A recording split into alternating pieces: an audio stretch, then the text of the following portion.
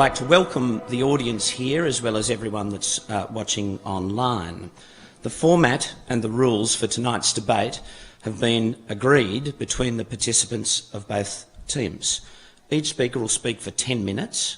There'll be a warning bell at 9 minutes, and I'm told that at 10 minutes and 15 seconds precisely the sound will cease and a game over graphic will descend. At the conclusion of the debate, there will be a 15-minute break and then there'll be a Q&A, and I'll say some more about the Q&A a little later. Now, to the audience, the debate, to paraphrase Joe Giannini's words, is to promote public discussion on the existence or otherwise of God. I'd ask the audience to allow a fair opportunity for all of the speakers to present their ideas without interjection. I'll say a little more about the rules of the Q&A a little later for the guidance of audience members who might wish to participate. At the conclusion of the Q&A, there'll be 5-minute closing statements from each of the teams. So without any further delay, let me introduce to you the first speaker for the affirmative side, Dr. Mark Harwood. Dr. Harwood earned qualifications in engineering and science at Sydney University and was employed in the aerospace industry for nearly 30 years. He had particular involvement in the design of Australia's national telecommunications satellite system. He is now employed by Creation Ministries International as a scientist, speaker and writer. Ladies and gentlemen, would you please welcome Dr. Mark Harwood.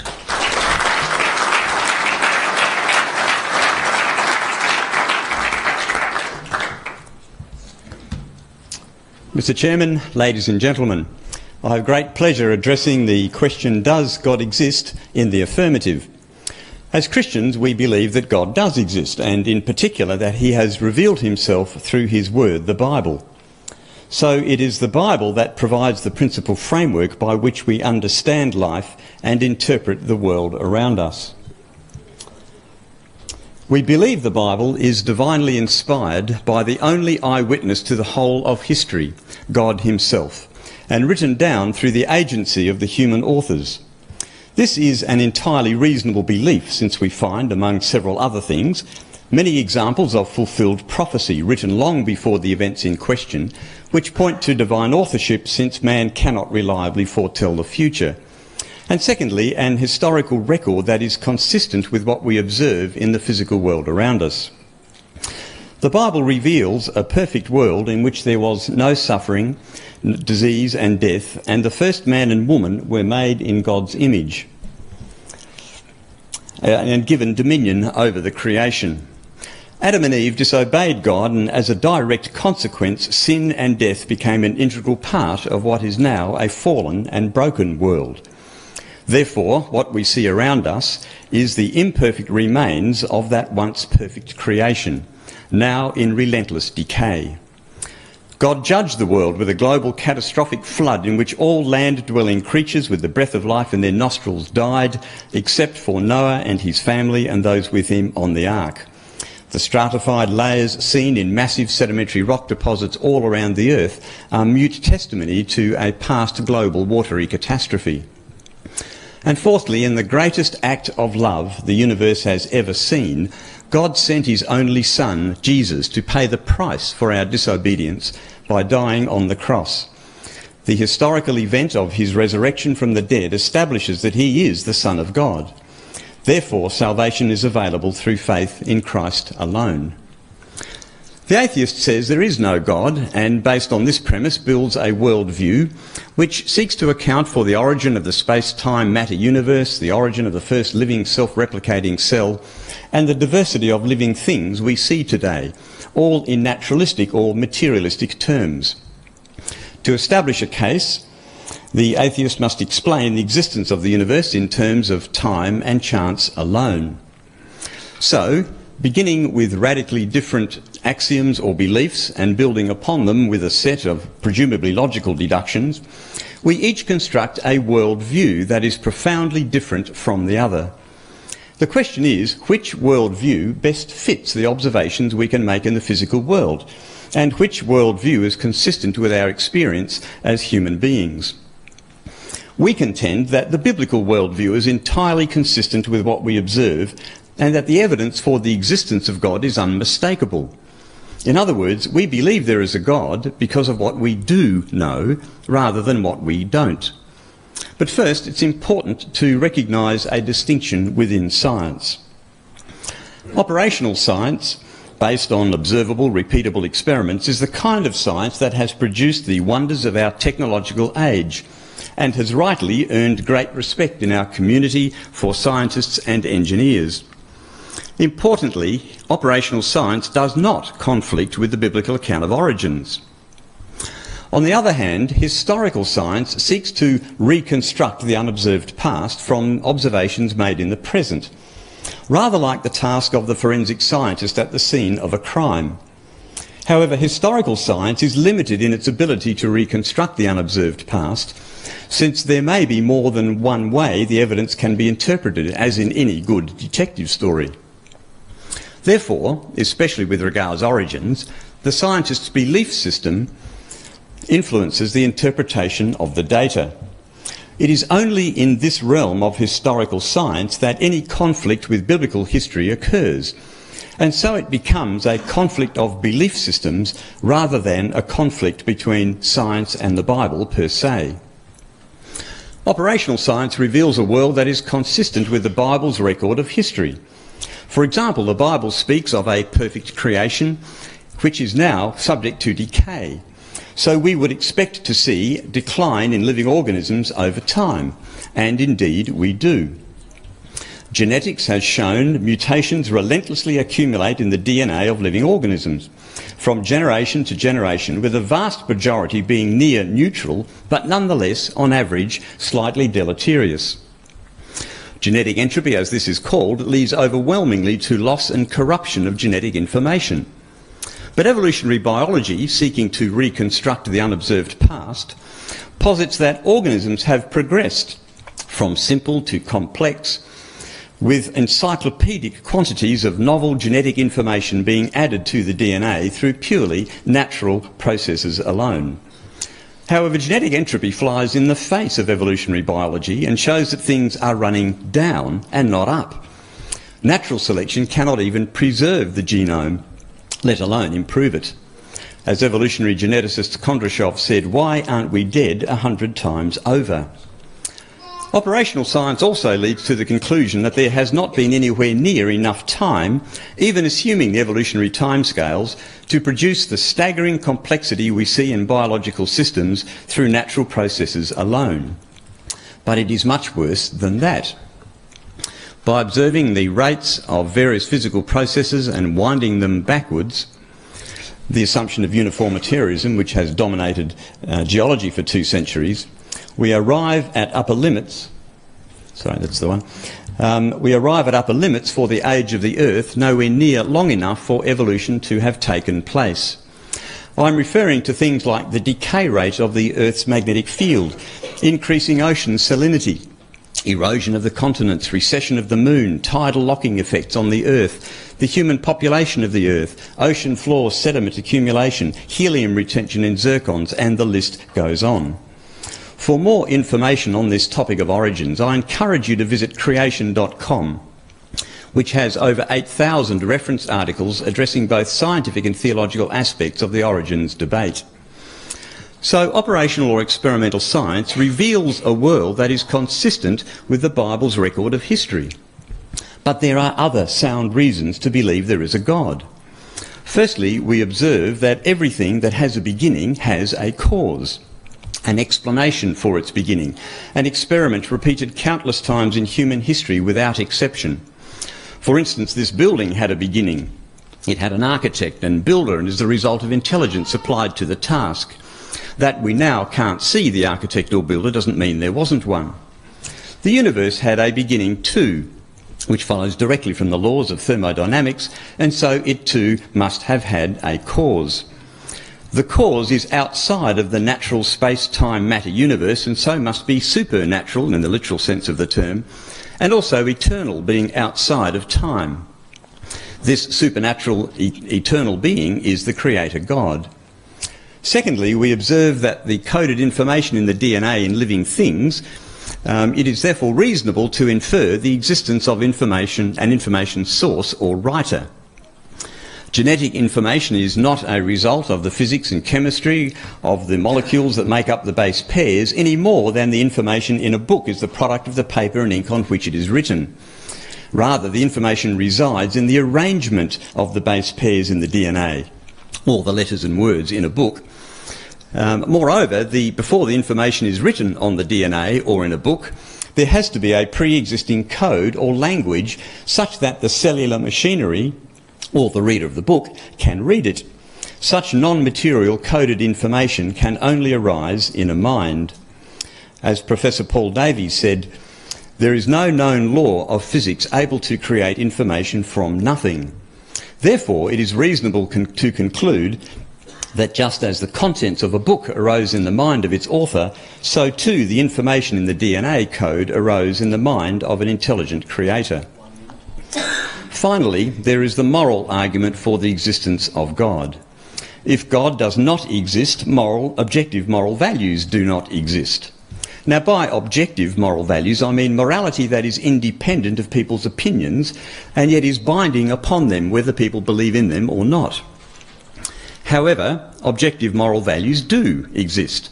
Things like love, compassion, justice are truly good, while rape and child abuse are truly evil.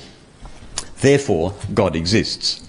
Of course, this is not to suggest that atheists are not moral people, but rather they have no objective basis for their morality, but only the shifting sands of public opinion. Ladies and gentlemen, the atheist insists there is no God in spite of the evidence to the contrary, and I submit that is blind faith. But the Christian believes there is a God because of the evidence, and I submit that is a reasonable faith. Thank you.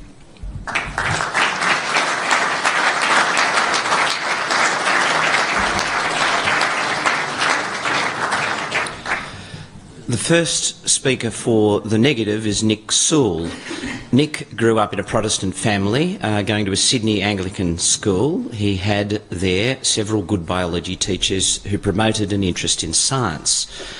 He developed an interest in politics and religion, which led him to explore psychology, the psychology of morality and belief during his studies at Sydney University. In the end, these exploits led him to questioning his faith in the same way that he would any others. These days, he tells us he relaxes by watching B-grade 80s sci-fi movies, reading UFO stories, and that relaxation is generally done over a glass of red wine. Would you please welcome Nick Sewell?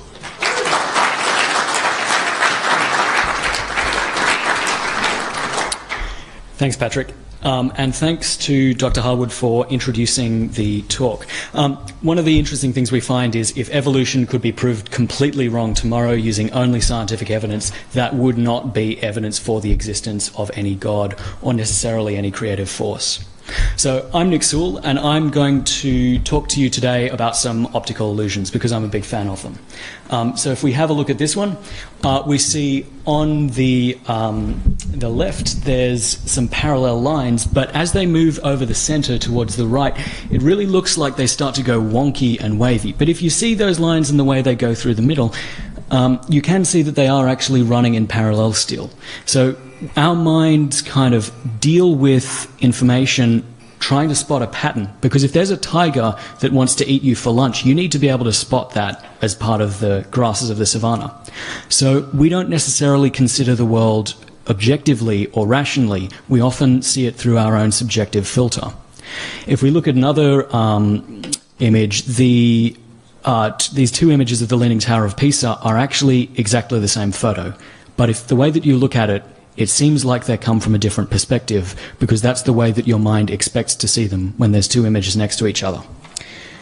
Often we can use kind of faulty logic, or we can have a problematic way of seeing the world because we interpret data and interpret evidence through our own filter.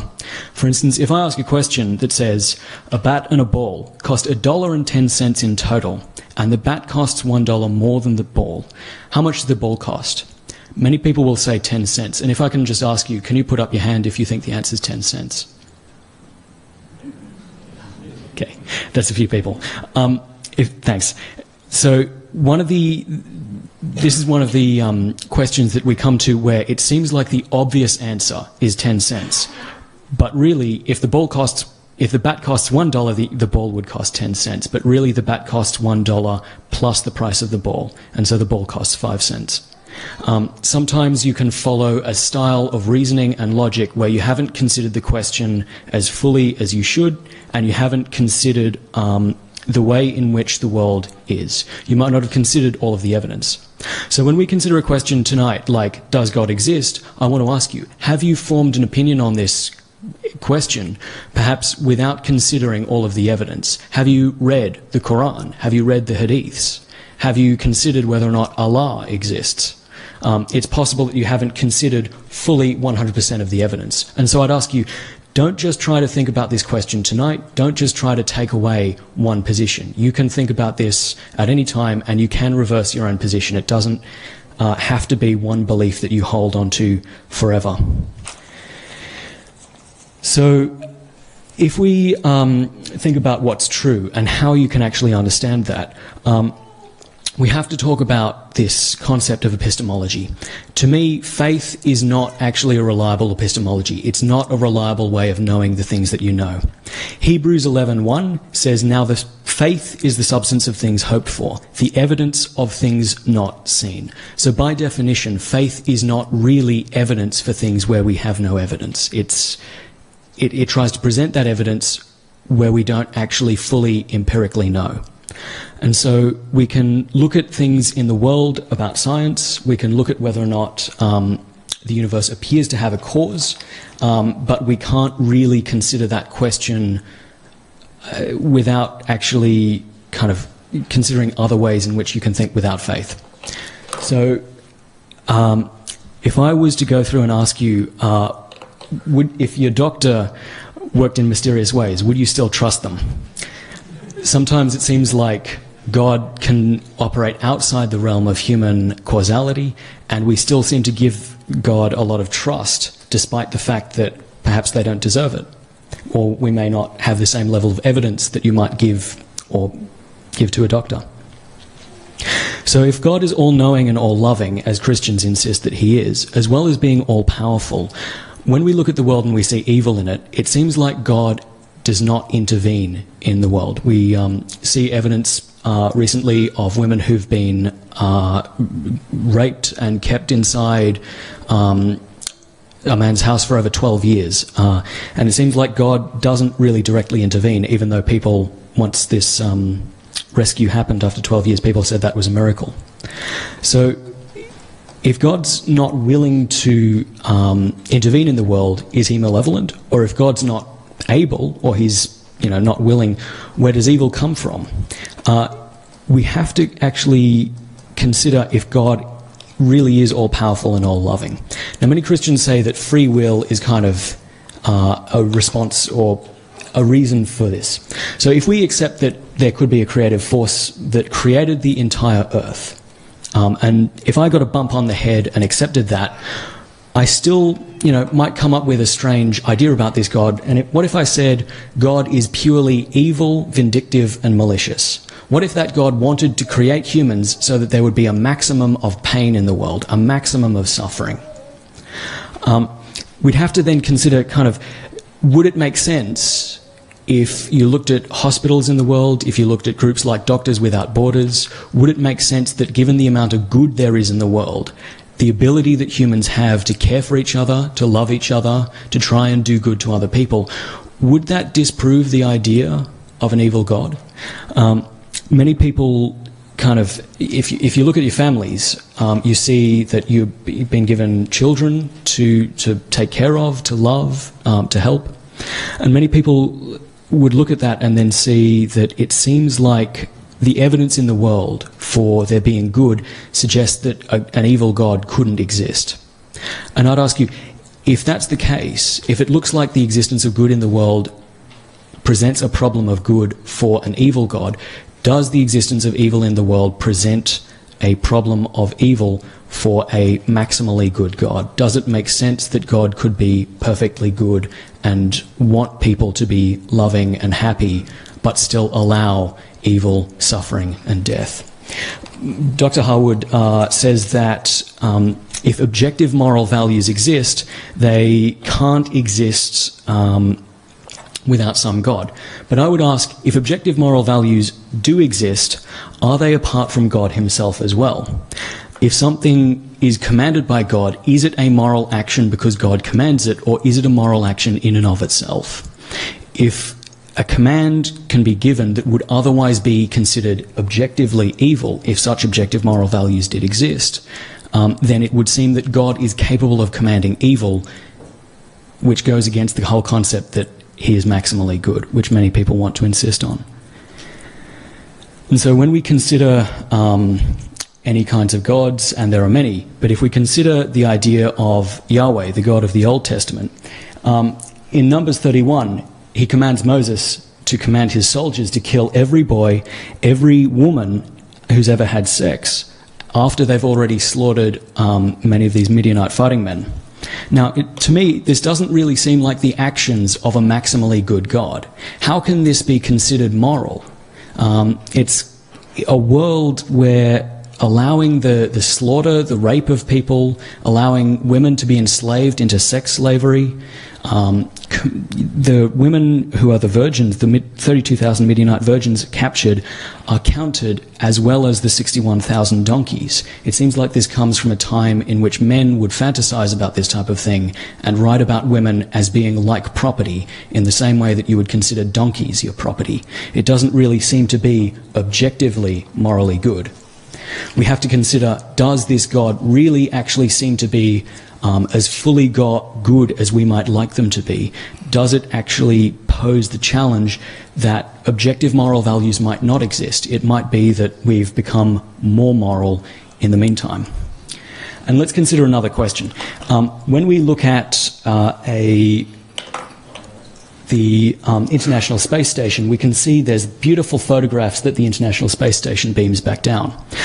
So when you read the Bible often we find these things in the Old Testament that sound quite out of place, out of character, and not in line with modern morality. But many people say, look, that doesn't sound like it's moral, so maybe we need to interpret that not literally. We might say that has a metaphor, maybe that didn't literally happen. When you look at a photograph from the ISS, you don't need to look at that photograph and say, some of this is literal and some of it's a metaphor, because you know that the whole photograph is literally true. We can trust that the ISS tells us what it shows us. We can trust that this is a beautiful photograph. Isaiah 40:22 says, God is the one who sits above the circle of the earth. We know that the earth is not a circle. We know that it is a sphere, and we can know that with a high level of accuracy because we can beam back images from the earth today.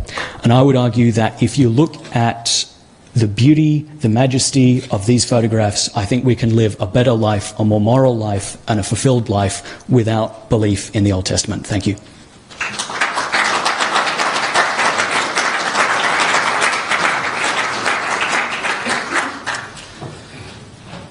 The second speaker for the affirmative side is Professor John Ashton. Professor Ashton is a Chartered Fellow of the Royal Australian Chemical Institute and an Adjunct Professor of two universities, being Victoria University and RMIT University in Melbourne. He's edited or co-authored a number of books seeking to prove the existence of the Creator God of the Bible. His latest book is entitled Evolution Impossible: 12 Reasons Why Evolution Cannot Explain the Origin of Life. Would you please welcome Professor John Ashton.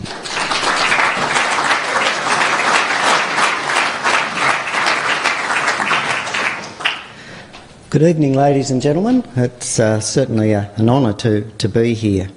It's very interested in Nick's views, and the problem of evil is certainly a major problem that people have to grapple with.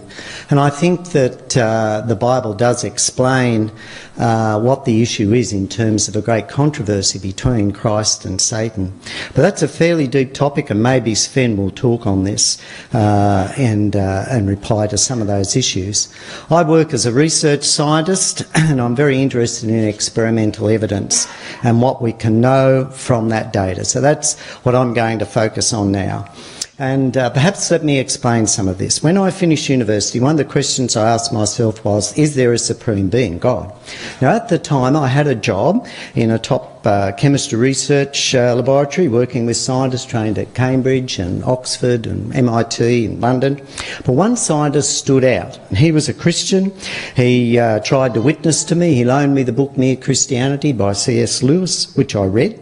So one day I decided to pray a prayer, and I prayed my first prayer. I prayed that if I won the Toxide Research Fellowship, which at the time, 1970, was the highest paying, most prestigious chemistry scholarship offered in Australia, I would start going to church and I'd buy a Bible and read it.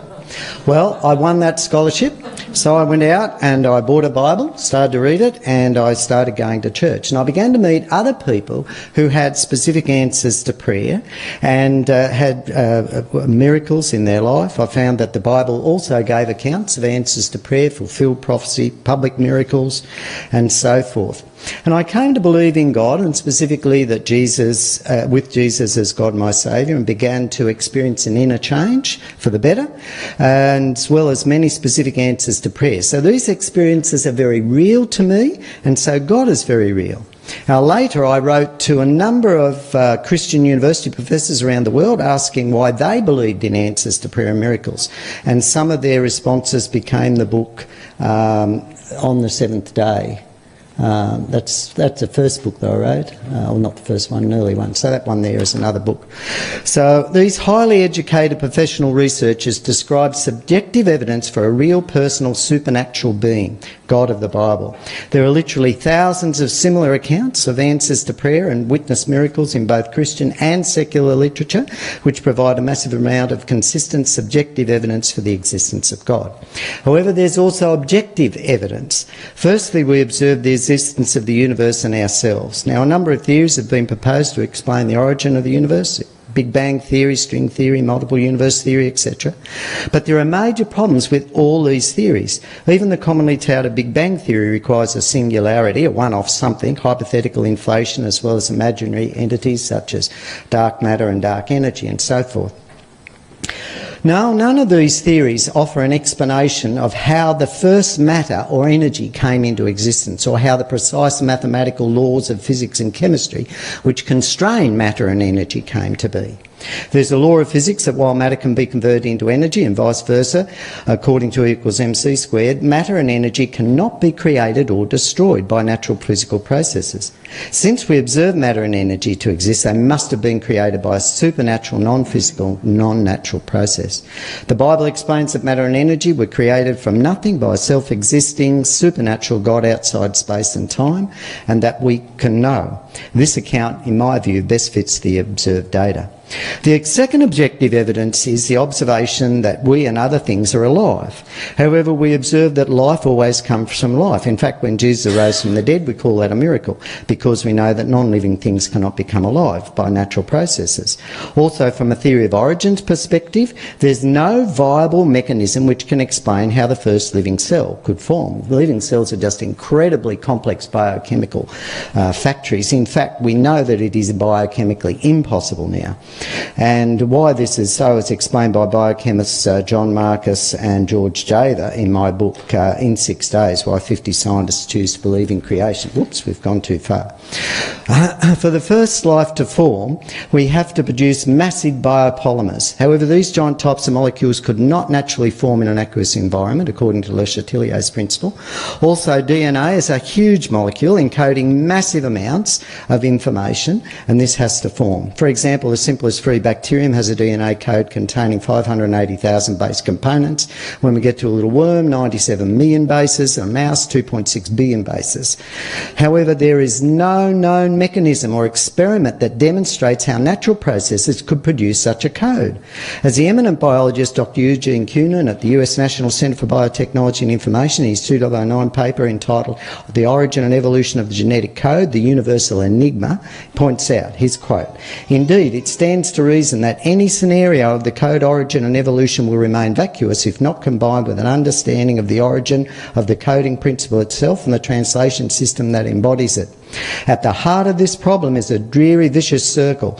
What would be the selective force behind the evolution of an extremely complex translation system before there were functional proteins? And of course there could be no proteins without a sufficiently effective translation system. A variety of hypotheses have been proposed in the attempts to break the circle, but so far none of these seem to be sufficiently coherent or enjoy sufficient support to claim the status of a real theory. End of quote. There's over 100 million different complex codes have existed, responsible for all the different species that have existed. It's absolutely impossible for these 100 million different highly complex codes to have arisen by chance. So science has no naturalistic explanation for the origin of DNA code. Rather, it constitutes obvious evidence of amazing intelligent design. But there's more. Having DNA code doesn't make something alive. Scientists can take a dead bacteria that have all their DNA intact, can't make them alive. To make a cell alive, one would have to set hundreds of biochemical reactions in a state of disequilibrium at just the right concentration simultaneously. That is, chemical A would have to be set at just the right concentration to make B. It has to be set just the right concentration to make C, for hundreds of reactions simultaneously, which is impossible to do by any known technology, let alone happen naturally. So from our scientific knowledge, it is impossible for life to start by some natural process, yet we observe life. And I give more details in this, or in the book Evolution Impossible. The third objective evidence is the observation that we have a mind. We think thoughts, we create ideas, we have an individual will. We wake up and we think, I will get out of bed. And those thoughts activate nerve impulses, which in turn activate muscles, and we get up. Now, what constitutes your mind or your thoughts? Your brain is a physical entity made up of chemical molecules and has mass and occupies space. But the mind and thoughts are non-material. Your thoughts don't have mass. They don't occupy cubic centimetres of space, yet your non-material thoughts serve to affect nerve impulses and move your body to create something that we would call intelligent design. That is non-random, has never existed before. A poem, a mobile phone, an army tank, a light bulb, a sculpture. Handel's thoughts created the amazing piece of music Messiah. John Hudson's thoughts became the design that's now the Sydney Opera House. But where do thoughts and mind originate? How did a mind and thought become part of life? The brain as physical incorporates chemical processes that obey chemical laws that do not encode intelligence or willpower. As the eminent New York University professor of philosophy Thomas Nagel argues in his recent book Mind and the Cosmos, why the materialist neo-Darwinian conception of nature is almost certainly false, evolution cannot explain the origin of the mind. If human thoughts can cause physical actions in the human body, then God's thoughts can cause the existence of the universe and us. It follows that just as artefacts are evidence of human activity, the universe is evidence of God's existence. When we consider the big picture, science cannot explain our existence. Rather, the overwhelming evidence for design in the universe and in our planet and living things all point to a non-material, supernatural, intelligent designer and creator whose thoughts initiate our existence, our universe, our planet and life. This scenario is consistent with our three objective observations. The Creator God scenario is also consistent with the biblical account and many of the supernatural miracles and answers to prayer experiences reported in the Christian literature. Therefore, on the basis of the above arguments, I propose that we have consistent evidence from both science and personal experience for the existence of God. Now, an atheist may be tempted to argue that in the future we will discover the seemingly impossible mechanisms to explain the universe, life and mind, to which I would argue that in the future we will see God, because that is predicted in the Bible. Professor J.B. Payne, who earned his doctorate at Princeton Theological Seminary, notes in his 1973 Encyclopedia of Biblical Prophecy that there were 737 events predicted in the Bible, with the majority clearly fulfilled. So clearly your chances of seeing God in the future are infinitely greater than the chances that science will discover a process that explains our existence. So to me it's very clear that the creator of the Bible, exists as God. Thank you.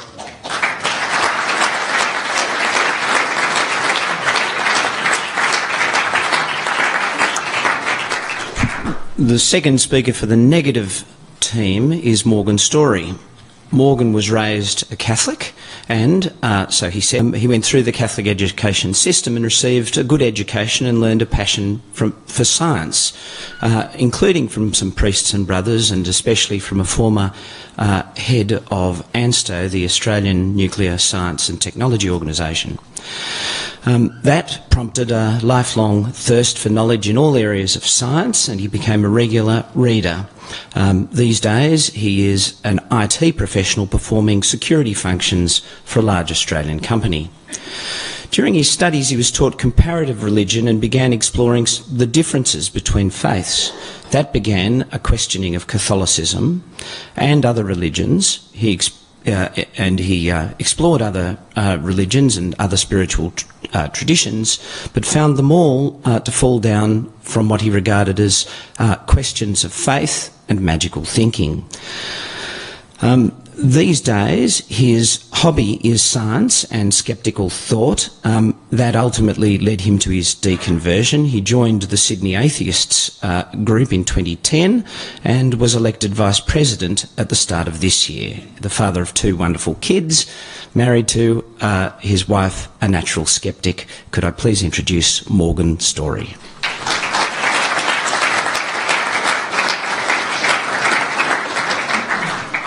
Thank you for the introduction. I'm just quickly going to answer a couple of the questions. If you look on our website, we've actually answered all of your questions. But anyway, abiogenesis, etc. Anything that's said here should not be taken as fact. Anything even I say you shouldn't take as fact. Go away and look into it yourself. Think it through carefully. As the previous speaker from Sydney Atheist, Nick, said, even if evolution were proved wrong tomorrow, it doesn't prove that God exists, let alone the all-powerful, omnipotent creator God, Ahura Mazda, the god of Zoroastrianism, which was from 500 CE, or even the Abrahamic God of Christianity, Judaism and Islam. But my opponents will already cast aspersions on evolution as though some piece of missing knowledge or some piece they don't understand is cause to throw the whole lot of evolutionary science in the bin. I could say the same of an oft misrepresented holy book that some people hold dear, but I don't, and a lot of atheists don't, including Richard Dawkins. So here again are some references for our opponents and for the audience at large to look into why creationism is wrong and why evolution is right. I'm not going to touch much on science because I am not a scientist. I do this only as a hobby. But if you look at these, you'll get some information. People have claimed in the past that science simply attempts to disprove the Bible, and this is not true. Science only cares about what is true. Science is not a belief system, despite what our opponents say. Real science comes from not holding any preconceptions. Things happen that scientists don't actually expect or even want. The mark of real science is allowing the evidence to lead the way, not the other way around, no matter how comforting or how happy your preconceived ideas make you feel. You must be willing to discard these ideas should the evidence point in a different direction. Science has done this. Prior to Pasteur, scientists believed in the spontaneous generation of life, mice forming in boxes of rags. Prior to Hubble, we thought the same of galaxies and that the universe was in a steady state. I'm willing to entertain the idea of a God if the evidence leads that way. I even entertain it myself from time to time just as a way of growth. I think you need to entertain conflicting ideas to grow. It can be easily demonstrated that an argument can fall down on assumptions that prop them up, assumptions that shouldn't be made unless there's evidence to support them. As you can see here in assumption 1, a God of some kind exists. You're making that assumption, but you're jumping straight to assumption 4. Jesus of the Bible exists and was the Son of God. You can't jump to that until you prove assumption 1. And that hasn't been proved for 2,000 years, so I don't think it's going to be done here tonight. The argument from design, as they have basically put it, states that the universe and life appears designed. How do we know? Do we have another universe to compare it to? One that was designed or one that wasn't, for that matter? Or do we think it's designed because we just grew up in it? We evolved within the universe and everything looks designed because it looks like us. It looks evolved. Could it be that the design of the universe appears designed because it's simply so massive? If you look at this observable universe picture here, that's roughly 500 billion galaxies. That's our little galaxy in the corner of a small arm. That only contains anywhere between 200 and 400 billion stars. 50 billion of those solar systems possibly could contain life. They're in the habitable zone. Mark Harwood actually points this out in one of his videos. The argument that there is design in the rules of the universe, which was brought up, is simply false. We know that the laws could have been different. We may have actually had a better universe. They could have been different. We could have had a worse universe. We don't know. We don't have another universe to test this hypothesis out on. The other counters to the argument from design come from the negative design that we see in the universe. The opposition have already tried to counter this by saying that we live in a fallen world. But if God was all-knowing and he knew Eve was going to eat from the tree and cause us to all be damned, wouldn't he have stopped it? Wouldn't he have actually gone out of his way to stop that? What would any of us here in the audience do today if we knew our child was going to disobey us and touch a PowerPoint? Would we stop them or let them do it and kill themselves? No, we'd probably put a protection on that PowerPoint so they wouldn't electrocute themselves. I think it's going a bit overboard to damn us all unless we accept his son. But there are lots of examples of this negative design. There's the human heart that only has 3 arteries that supply it with oxygen, which is perfectly fine if you're a fish, but not if you're an upright walking mammal such as ourselves. Teeth. We've only got 2 sets that are supposed to last us 80 years. Why do sharks have 50 sets? They seem to be a little bit more blessed dentistarially than we are. Not to mention the laryngeal nerve that some of you may have heard of, which passes from the brain to the larynx to control the muscles. Unfortunately, it passes below the heart, which in fish and humans isn't that bad of a design, but in giraffes it's kind of a problem. It's an 18-foot detour for them, which is why you don't actually hear them bray very often. The other argument I've heard them use already is the universe is really not designed for us. If you look up there, those are all of the objects, extra solar objects in our solar system. The red ones have a likelihood of hitting us within the next, I think, 50,000 years. The green ones, no, not very likely, but that's not very good for design, at least in our solar system. If the universe was designed for us, we wouldn't have things like over here. These are stars orbiting a black hole in Sagittarius A. If we were anywhere near this, life would be impossible. There'd be too much radiation. So there's radiation, there's neutron stars, and in the background of space, which is a minus 270 degrees Celsius, 454 for anyone in America, Fahrenheit, that anyone's watching it. Not to mention the trillions of wandering asteroids we saw before, comets and planets the size of Jupiter ready to wipe us out. The next argument they touched on was the Kalam cosmological argument. It's an interesting one, and they attempt to baffle you with the steps that you can see here. Usually step 1 is everything that has a beginning of its existence, has a cause of its existence. This one's also changed sometimes to the more confusing one, there can be no infinities. The first phrasing that you saw there was a bit of begging the question. We don't know for a fact that the universe had a beginning, which also cuts down step 2. We know that the Big Bang, well, we're fairly sure that the Big Bang happened, but it could have just been the start of a new era for the universe. Modern science also talks about virtual particles that do begin to exist with no cause whatsoever, and these have been observed in experiments such as the Casimir effect and Hawking's experiments to do with black holes. And there's actually another more recent one with mirrors, but I won't go into that. You can look it up. But so these pop into and out of existence all the time. The issue with rephrasing and saying that there can be no infinities and that God is the infinity is that you have to give him lots of infinite qualities. He has to be infinitely powerful, he has to be infinitely intelligent, he has to be infinitely knowing, he has to be infinite in space, which makes him infinitely complex. And you also make him exist for an infinite amount of time before the universe even started. Why not simply save some infinities and just say the universe existed forever? That's the simplest answer after all. The all-powerful God that is defined by most Christians has a lot of logical paradoxes. And all of us have probably heard the one from our children, which is, can God, in his all-powerfulness, create a rock he can't lift? Can God do evil? If he can't, then by definition he's not all-powerful. If God is all-powerful but not part of space and time, then by definition he's outside of it, and he can't change anything inside of it without leaving evidence behind, evidence which we would find. And none has been presented in the last 2,000 years, so no Nobel Prize has been awarded for that. He cannot change the effect if he doesn't exist within time, because he doesn't have any time to affect his thought processes for cause and effect. So if he exists outside of time, then we have a problem. Does God know everything? How can he? Sorry, I was actually asked for that slide to be removed. That's all right. How can he? Certainly he can search his memory and define and determine that everything he knows about completely. But as a politician says when they're defining risk, he doesn't know about the unknown unknowns. How can he? He can't know about subjects he doesn't actually know about. Lastly, occasionally both sides will create a straw man, and I've already heard one today on about evolution. And unfortunately, we don't necessarily hold to some of these beliefs that are being brought up, and I hope we haven't created any straw men when talking about your beliefs. And definitely, this is not just Christianity, obviously. We're all from Christian faith, so we know that.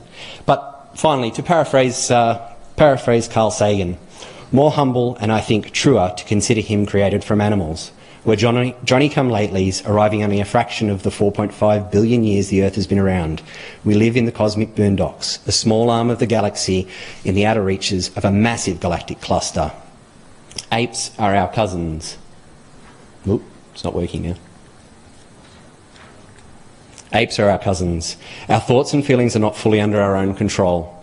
Even though we long to be here for a purpose, even though, despite much self-deception, none is evident. We long for a parent to care for us, to forgive us our errors, and to save us from our childish mistakes. But knowledge is preferable to ignorance. Better by far to embrace the hard truth than a reassuring fable. Modern science has been a voyage into the unknown, with a lesson in humility, waiting at every stop. Our common sense intuitions can be mistaken. Our preferences don't count. We do not live in a privileged reference frame. If we crave some cosmic purpose, let us find for ourselves a worthy goal. Let us not waste our precious time on this planet with claims that there are no evidence, however reassuring. Thank you.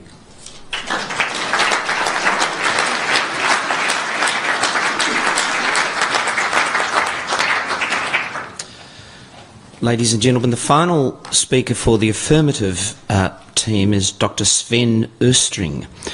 Dr. Östring completed his doctorate in computer networking at the University of Canterbury in Christchurch, New Zealand, and subsequently took up a postdoctoral research position in a computer laboratory at Cambridge.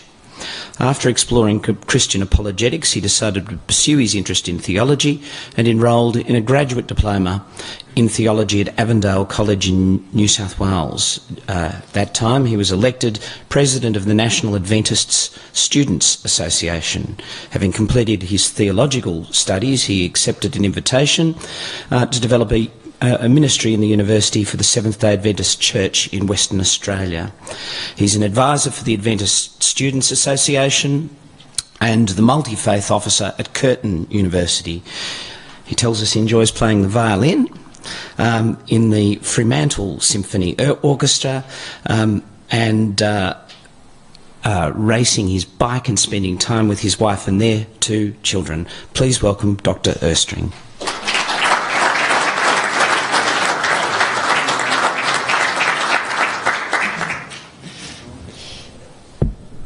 Well, good evening. For me, the question of whether there's evidence that God exists is one of great personal significance.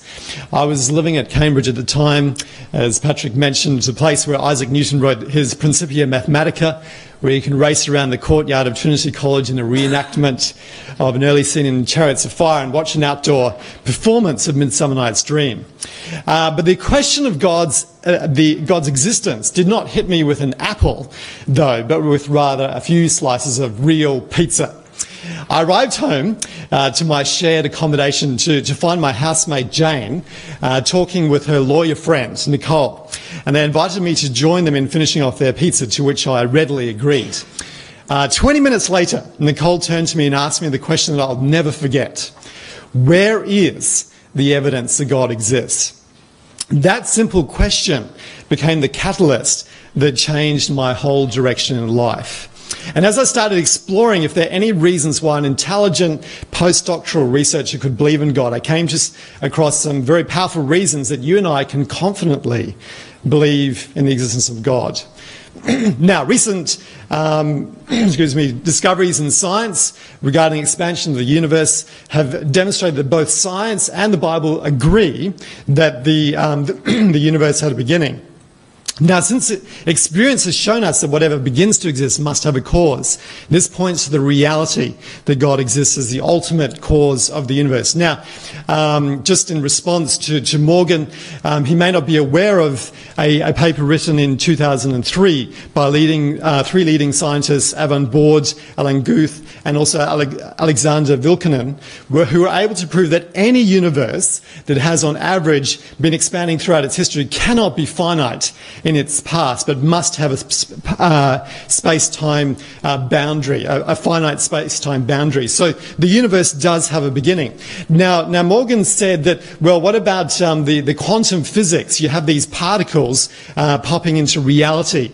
But the issue here is that they're not popping into reality out of nothing. They're popping into reality from within a vacuum. So the thing is that for a vacuum is not just nothing. It actually has a physical space structure to it, a physical structure to it. It also has a sea of fluctuating energy. And so particles appear as energy is converted into mass. So particles do not appear out of literally nothing in quantum physics. The other thing, which is amazing discovery in science, is that the universe is fine-tuned for the existence of life. And there are a number of physical constants in the laws of the universe which scientists have discovered that need to be finely tuned for us to be here. And this points to the reality that God intentionally created this universe for us to exist. In fact, when the late Christopher Hitchens was asked by Pastor Douglas Wilson which reason for the existence of God he found the most thought-provoking, Christopher Hitchens said that it was the fine-tuning of the universe that really made him stop and think.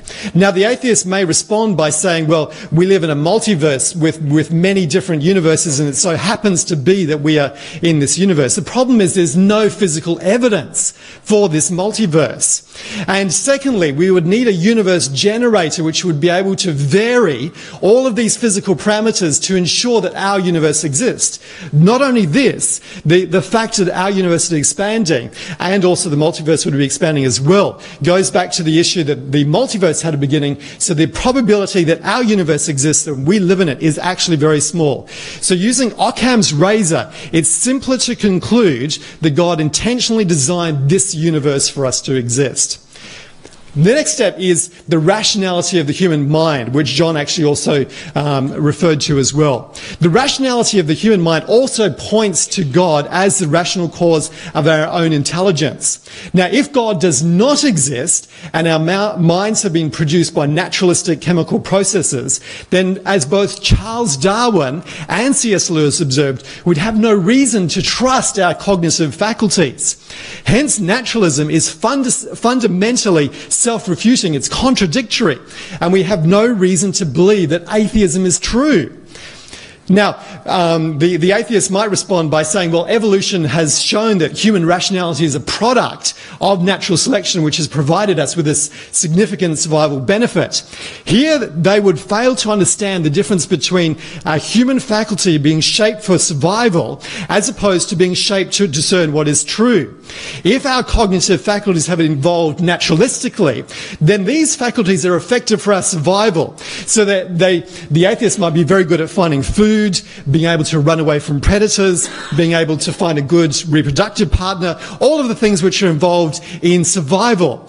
But there's no reason to believe that we'd be able to understand the far reaches of science, cosmology, metaphysics, theoretical physics, particle physics, and things like this. This means that believing in naturalistic evolution of the mind is self-refuting. We have no reason to believe in evolution or naturalism under this framework. Consequently, we are warranted to believe that God is the origin of our human intelligence and God exists. The fourth reason for believing in the existence of God is the existence of objective moral values and duties, as Mark has already pointed out. If God does not exist, then objective moral values and duties do not exist. Now, here the atheist side have referred to two things. They have referred to the problem of suffering and also Old Testament morality. And let me acknowledge, first of all, the problem of suffering is very real. It's a very real issue for each one of us, whether we're atheists or whether we're Christian or whether we believe in God at all. The problem here is that how can you determine if suffering is truly evil if you don't have objective moral values? And as Richard Dawkins said, this universe is exactly as we would expect to find it, with no foundation, no design, no good, no evil, just blind, pitiless indifference.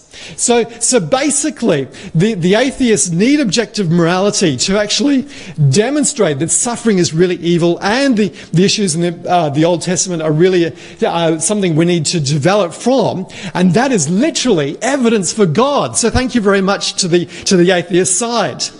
Now, the greatest Christian evidence, and this is very important, the greatest Christian evidence, and this is why you and I sitting here today can believe in the existence of God, is the death and the resurrection of Jesus Christ. Taking all of the historical material about Jesus, including all of the biblical sources, as well as the Jewish and Roman sources, ancient historians have reached a consensus that Jesus was a real, historical person who'd had a very distinctive vision of the kingdom of God. To demonstrate what the kingdom of God was like, Jesus carried out this ministry of teaching, miraculous healing, and casting out of demons. Now, some atheists, and there may be some here tonight, have proposed that Jesus was not actually a real historical person, but rather is a mythical person which was invented by Christians, borrowing from pagan myths. Now, in a public dialogue that Professor Richard Dawkins had with Professor John Lennox at the Oxford University Museum of Natural History, Professor Lennox said to Dawkins, "Reading your book, The God Delusion, you say that it is under scholarly dispute amongst historians that Jesus actually existed. Why would you write something like that?" To which later Dawkins responded, "I take that back. Jesus existed." So since Dawkins, as one of the leaders of the New Atheism movement, did a significant change in tack that night on the historicity of Jesus, I'm very happy to permit U-turns for any person here tonight that does not believe that Jesus is a real person. You know, when you study these pagan myths more carefully, there are significant differences between these myths and the life of Jesus become apparent. They're completely different when you read these legendary stories. Secondly, what often mythicists do is they actually use Christian terminology when they're telling the story. So it sounds very Christian. But the problem, of course, in the original stories, it was totally different. The other problem with this theory is that most of the narratives, sources that we have for these myths actually come from the 2nd and 3rd century AD. The issue, of course, is that we have the letters of Paul, we have the book of Acts, we have the Josephus, we have all of the Gospels. All of the evidence is for Jesus existing in the 1st century. So if there's any borrowing going to occur, it's from pagan sources borrowing from Christian material. As Professor Gerald has commented, this type of surface-level application of analogous symbolism is a case of parallelomania, which exaggerate the importance of trifling resemblances. We can agree with Professor James Dunn's conclusion that the mythical Jesus is a thoroughly dead thesis. So, tonight we're looking at the resurrection of Jesus. We've looked at the origin of the universe, the fine-tuning of the universe, the rationality of the human mind. Therefore, it's because of the evidence that we have that we can believe that God exists.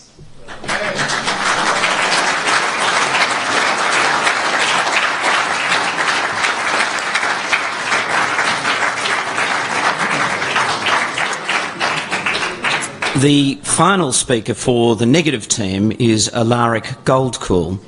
Alaric converted to Christianity at the age of 18, and he tells us that he very quickly became one of those annoying Christians that endlessly quotes Bible passages, scripture line by verse.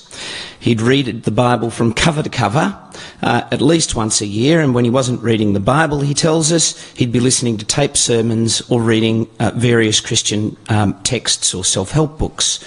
At the age of 22, he began a Bachelor of Arts at the Australian Catholic University, studying a double major in mathematics and theology. Exposed, so he says, to the scholarship of the last few centuries of biblical criticism, he began to question his beliefs and his understanding of the Bible. Knowing how and why the Bible was put together and how Christianity began deeply challenged his beliefs. And by the age of 26, he no longer counted himself as a Christian. He continued to explore other religions and practices, continuing his quest to become more Christ-like, and eventually immersed himself in Buddhist philosophy and practice.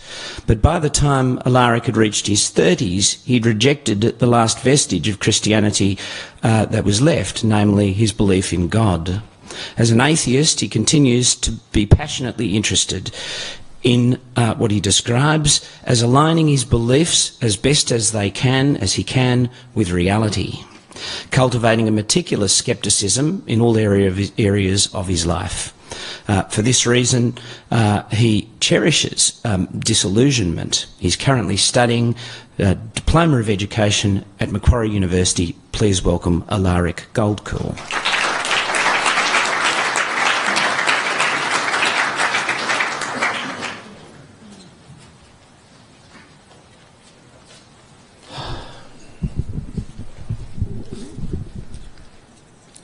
Thank you very much. How do we know what is true or what is real as opposed to what is not? This is what the core of this debate is all about. I want to continue now with our exploration of the ways in which human cognition fails us in coming to sound, reasonable conclusions. Perhaps the most leading of these is our tendency for what's called motivated thinking. Emotions hold primacy over our cognitive functions, not so rational after all. We're therefore good at finding ways to believe what we want to believe, and it takes a great deal of conscious effort to keep searching for truth, even when it might not be what we want to believe in. Knowing we all have this flaw in our thinking, if we care about believing in what is true, we need to examine the decisions we have made through emotion with light of reason. The decision to convert to Christianity is one such emotionally driven decision which says nothing whatsoever about whether Christianity is true or not, only that anything accepted uncritically should be re-examined as it may have been in error. Think about the reason why you became a Christian, and you will have a reason why you embraced it, some argument you found convincing at the time. What I'm suggesting is that your acceptance of that reason as sufficient was driven by an underlying emotional need. It was grasping for anything that would allow you to justify to yourself why you did so. Try to cast your mind back to that time in your life and think about the emotional motivations you might have had. In my case, at the age of 18, I had very low self-esteem after a pretty rough childhood, and the lure of a supportive and accepting community, which also offered a deep sense of belonging, was what was driving me. I accepted a very weak and poorly reasoned argument as my reason for converting. I continued on for many years, unwavering in faith and zeal, until I began studying theology at university. When I tell people this, that it was my degree in theology which caused me to let go of Christianity, they say, how? Religions are like sausages, I tell them. Once you know how they are made, you don't want to eat them anymore. It was a hard road, but worth it in the end. After years of heated arguments with lecturers, it got to a stage in my second year where the sheer weight of evidence against my beliefs was overwhelming. The Bible is not what it seems at all. Learning, for example, that the four Gospels were all written anonymously and were only named Matthew, Mark, Luke and John by Irenaeus in about 180 CE, or that Mark was the first Gospel, was written 30 to 40 years after Jesus had supposedly died. These are historical facts that each cast a tiny doubt. Together, they cause grave doubts. I was losing my faith, which was my salvation, and it was terrifying. What if it was the devil leading me astray from God's true path? This activated another cognitive error within the human brain. When we are fearful it overrides our ability to reason. When we are fearful, our minds are directed towards anything which might save us from the thing that we're fearful of. I remember vividly the moment it all broke open. It was a still small voice within me, which at the time I assumed was the Holy Spirit, because that's what you always assume when you're a Christian. It said, paraphrasing, "How far are you willing to go to find the truth? How much are you willing to risk?" If you really have faith and keep seeking truth honestly, won't it lead back to God if He's the source of truth? That gave me the courage to question my faith in earnest. I had to rethink everything that I had been basing my life on. I had to re-examine all my beliefs and try to work out what was true. It was not an easy thing. But how do we decide that? What is true? What I discovered was to be vitally important, was to develop ways to test for truth, an effective epistemology. I had to learn the rules of reason and evidence and learn about the weaknesses in human thinking which would lead to error, so that I might be able to keep my eye on my thinking and know when I needed to be especially careful. An important part of an effective epistemology is having the humility to accept the limits of your own knowledge. There are things we just cannot possibly know because they cannot be tested. In these cases, we need to be honest with ourselves and admit that we don't know. For example, the still small voice I spoke of. If a thought arises in my head, how could I possibly know that it came from God? Even if I accept completely the Christian worldview that God and the devil exist and can communicate to me telepathically, how could I possibly know that they had? Or that the thought didn't simply arise from my own subconscious, like any other thought. There's no way to test for the source. I can't tune in to the signal to verify that it's coming from somewhere external. And even if I could, I could verify that it was an external source, how could I know that it was coming from God or from the devil? By faith? But believing it's from God doesn't change its source, does it? And this brings me to the core of why Christians would accept such things so uncritically. Faith. As Nick said, it is defined in Hebrews 11:1 as the evidence of things not seen. In other words, if I believe something which is intangible to my senses, then that belief is evidence that the claim is true. Is it really, though? If I believe that Thor exists, then he does. If I believe that Joseph Smith really did read holy golden plates with magical glasses, then he did. You are taught as Christians that your faith is a virtue, the source of your salvation, and a wondrous, miraculous thing. This prevents you from seeing it for what it really is. Faith is the ultimate in failed epistemology. The rest of us non-religious types know this phenomenon by a different word. We call it gullibility. To show you how indistinguishable from gullibility it is, I have in my pocket some magical beans which will grant you 3 wishes. They have a direct connection to a source of omnipotent power, so the wishes able to be granted are truly unlimited. I will sell you these beans right now for only $500. All you need is a tiny bit of faith and all your wishes can come true. How would you describe the person who bought my beans for $500? A man of faith? No, just gullible. You would only consider it faith if I was a pastor or a priest or a rabbi or an imam. What does that say about the word faith? The best we could say it is the word we substitute for gullibility, so religious people don't have to think too much about what they believe. The word faith is a disguise we put on gullibility, so we can pretend it is a virtue instead of a dangerous vice. a laziness of thinking which leads to faulty and unsubstantiated beliefs. There is zero evidence that God exists.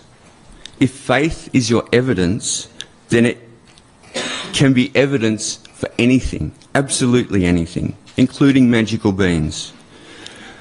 My hope tonight is that everyone here will go home with a single question tattooed on their brains.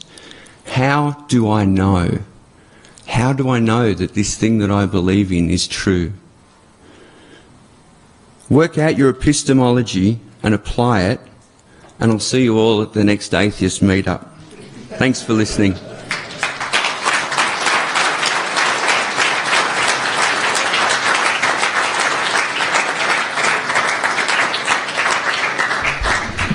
Thank you, Alaric.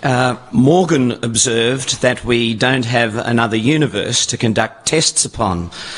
I'm not so sure that the ideas presented by these two teams aren't really universes apart.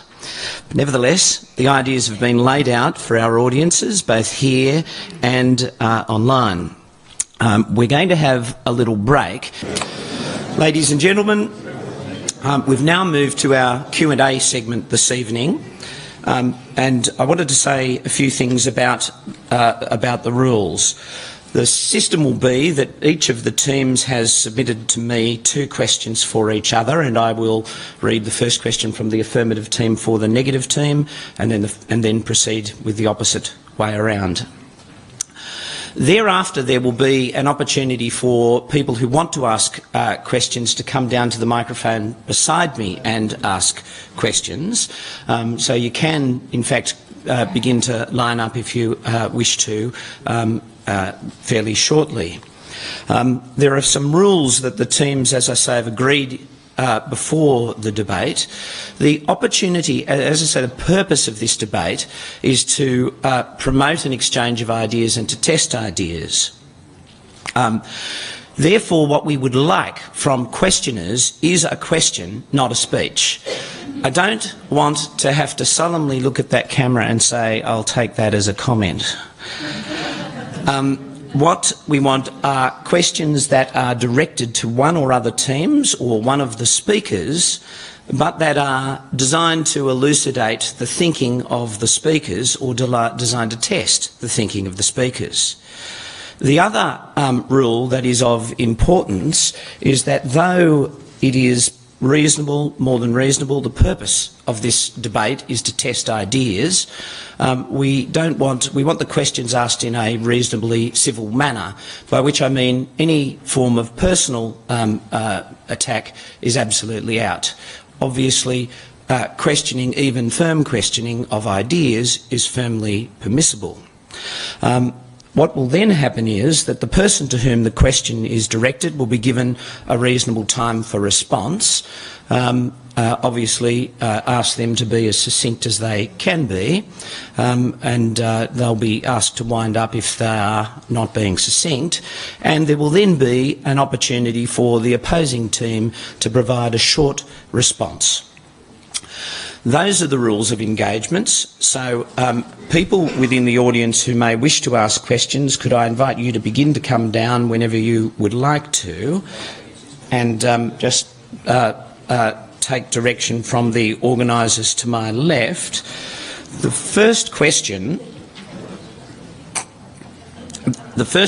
for the negative team from the affirmative team is this. Asexual reproduction gives up to twice as much reproductive success for the same resources as sexual reproduction. How could sexual reproduction ever gain advantage to be selected? And how could mere physics and chemistry invent the complementary apparatuses needed at the same time when non-intelligent processes cannot plan for the future coordination of male and female organs? That's the question. Could we throw to the negative team for a response? Is that on? Yep. So this is actually an interesting one. I've looked into this. So there are 2 sexes in most organisms. There's the whiptail lizard actually that changes back and forth, but I think the question you're kind of asking is why would sex evolve? And we know the answer to that. It increases genetic entropy. It actually has more likelihood of there being a success passed on, more likelihood of there being a fault passed on. There's actually a bacterial being that has 7 sexes, which, interestingly enough, they can have sex with each other, and that also increases their genetic entropy. So there's more likelihood of there being a successful gene passed on, basically, is the answer to that, I guess. All right. Now, would the affirmative team like to make a response to what's been said? I'm sorry? Is this on? Good. Yes, I'd just like to respond. I think what you're answering there is, Morgan, is why, but the question was how. The initial implied organism would have been a single-celled living organism capable of reproduction asexually. So somehow or other, between then and now, we have developed sexual reproduction. So the question relates to how. Yes, Morgan? Well, it probably happened early in life's development. We don't know. We are able to say those words, I guess, that we don't know occasionally. Some, as I said, some procreate differently than we do. And obviously there have been different evolutionary chains. As you probably know, there's the Y chromosome in humans and the X chromosome in all mammals, but there's the W chromosome in snakes and lizards. And as I mentioned earlier, the whiptail lizard actually doesn't have that W chromosome anymore to designate male. It just decides, or eventually, when it gets old enough, it becomes a male. It's female for the rest of its life. So it was just probably a random mutation that caused the 7 sexes in the bacteria and caused the 2 sexes in the bacteria that just luckily enough ended up to be us. It's easier to organise 2 sexes, obviously, than it is to organise 7, and that 2 gives you a little bit better chance of there being genetic mutations passed on. But once again, that answered when, but not how.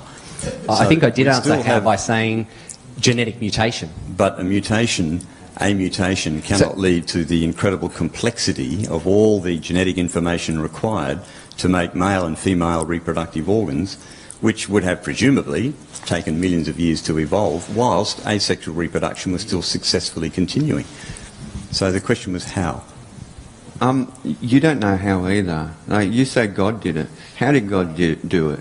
What was the exact process that God used to do that? Did he do this part first and then this part first and this part? Like, you don't have any record of how God did it. We don't have any record of how it evolved because microorganisms eat each other. So bacteria ate the evidence, basically. So it might be that we can never know. But I'm quite comfortable with that, not knowing. I guess what I'm pointing at is the impossibility of the naturalistic explanation for origins to count for sexual reproduction. And in fact, when you read the eyewitness account of history, it says that God created us at the beginning, male and female, which makes enormous sense because there is no other way in which those things could have just happened by naturalistic processes. So if naturalistic processes are impossible, that leads you to the conclusion that there must have been a creator God. Mark, again, you told us why, but the question was how. All right. Now I'll move to the next question.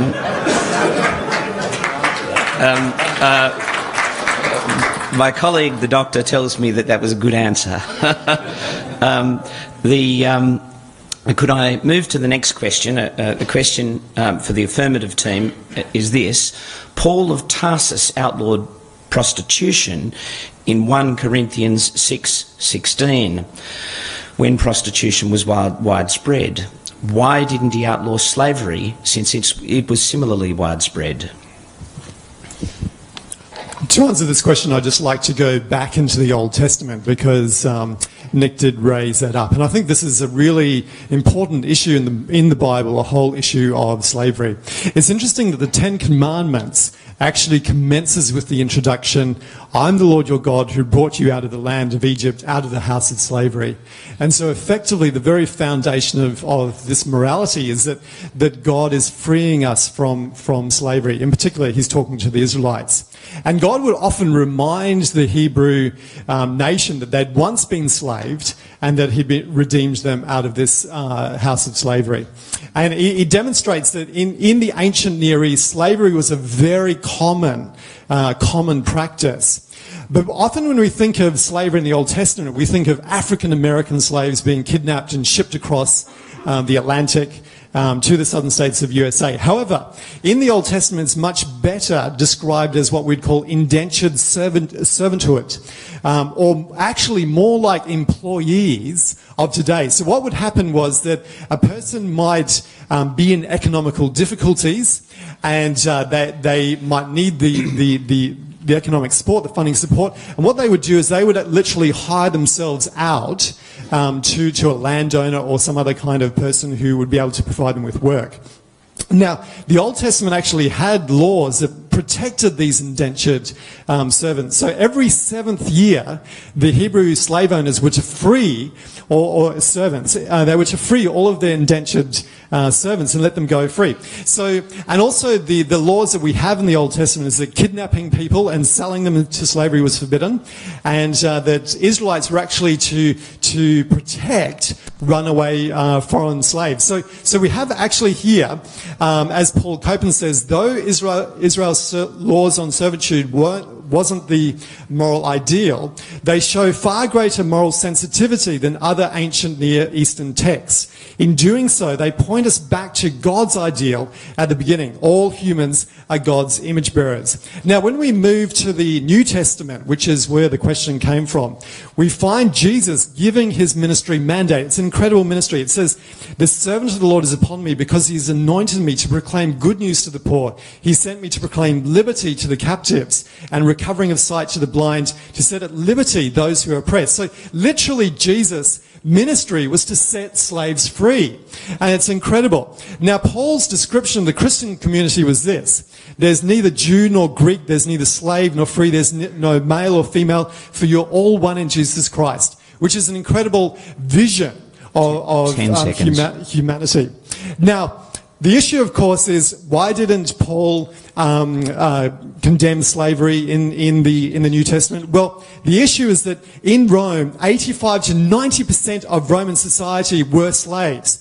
And this would, if all of them were free, literally, Rome would have ended in chaos. And Rome would have swiftly and powerfully come in to abolish such an uprising.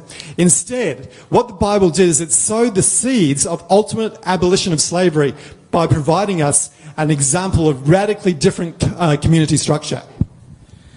Now, we do need to be careful. That answer, of course, was significantly over time. I think, in fairness to the negative team, I'll allow them extra time now to respond, but we do need to try and keep the answers concise and directed to the question. So, the negative team.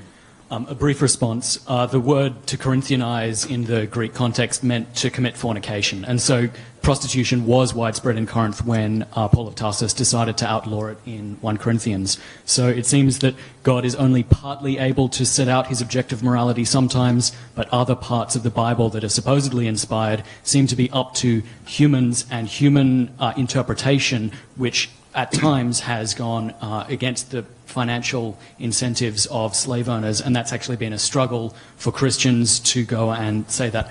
One brief comment on the year of Jubilee.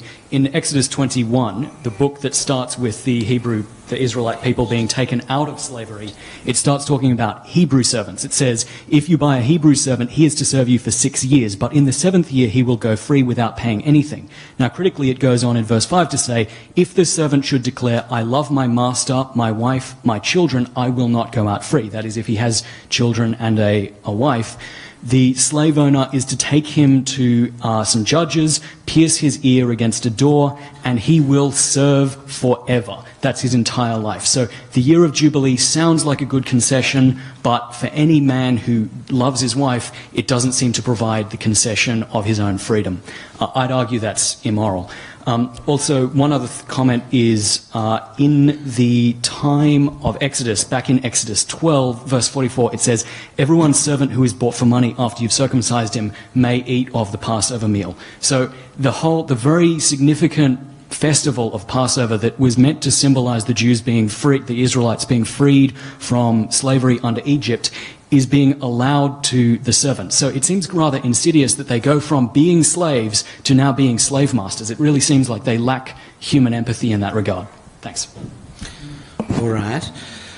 Now, the next question, this being a question for the negative team, why are you confident that the human mind is reliable in formulating accurate beliefs in areas far removed from our basic needs, such as cosmology, molecular biology, theoretical particle physics, and so on, and metaphysical realities, since our beliefs in those areas do not affect our survival in the immediate physical environment we find ourselves in?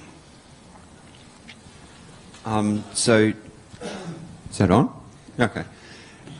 So the question is, how did we evolve such big brains, or no? The question is why. The question is, why are you confident that the mind is reliable in formulating accurate beliefs in cosmology, etc.? Okay. Since these areas don't affect our survival in the immediate physical environment. Well, the short answer to that is they're not. Our minds aren't very reliable with these things. There are ways to get around the tendency of the human mind to form false beliefs, to jump to false conclusions, outlined in the various scientific methods that have been used throughout history, ways of double-blind testing so that the experimenter doesn't influence the results themselves.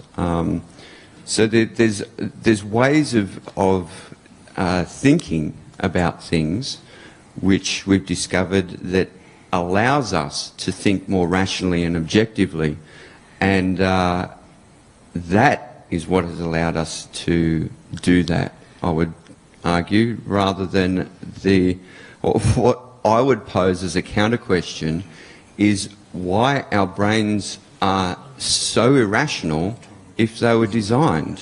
I mean, if God, that would to me seem a really poor design flaw. Why is emotion so forefront in our thinking? Why do we keep jumping to false conclusions? If God designed us, surely He'd design us to be rational first. All right, a response please from the affirmative team. Yeah, really appreciate your response there. I guess the challenge that we have, of course, is that if we are on the whole quite rational in our thinking, this would undermine most, if not all, of science, or a lot of science. So that's a major issue. So effectively, we're pulling the foundation out of science itself. I guess the other major issue that I have is that that basically we've had some arguments put forward here tonight for reasons why we shouldn't believe in God, but then we've also had the reason that we're basically irrational. So on one hand we're irrational, but we need to go home and actually think about how we can decide what's true. So there's a great problem here that we can't actually achieve the end that is being recommended. Now, if God does exist and that we've been made in His image, then we have reason to trust our thinking on the whole. And so it's not a case of being irrational. So we can trust, the majority of science. We can trust our thinking process. We can go away and think about what's true and come to real conclusions. We can conclude that the gods of Zeus are false gods, and we can also come to the conclusion that the God of the Bible is a true God. So I put forward to you that the rationality of the mind is much better based on the God of the Bible. Now, it occurs to me that there might be a question that at least I'd like to ask of both teams that arises out of that question, and I'd be interested in both of your perspectives on it.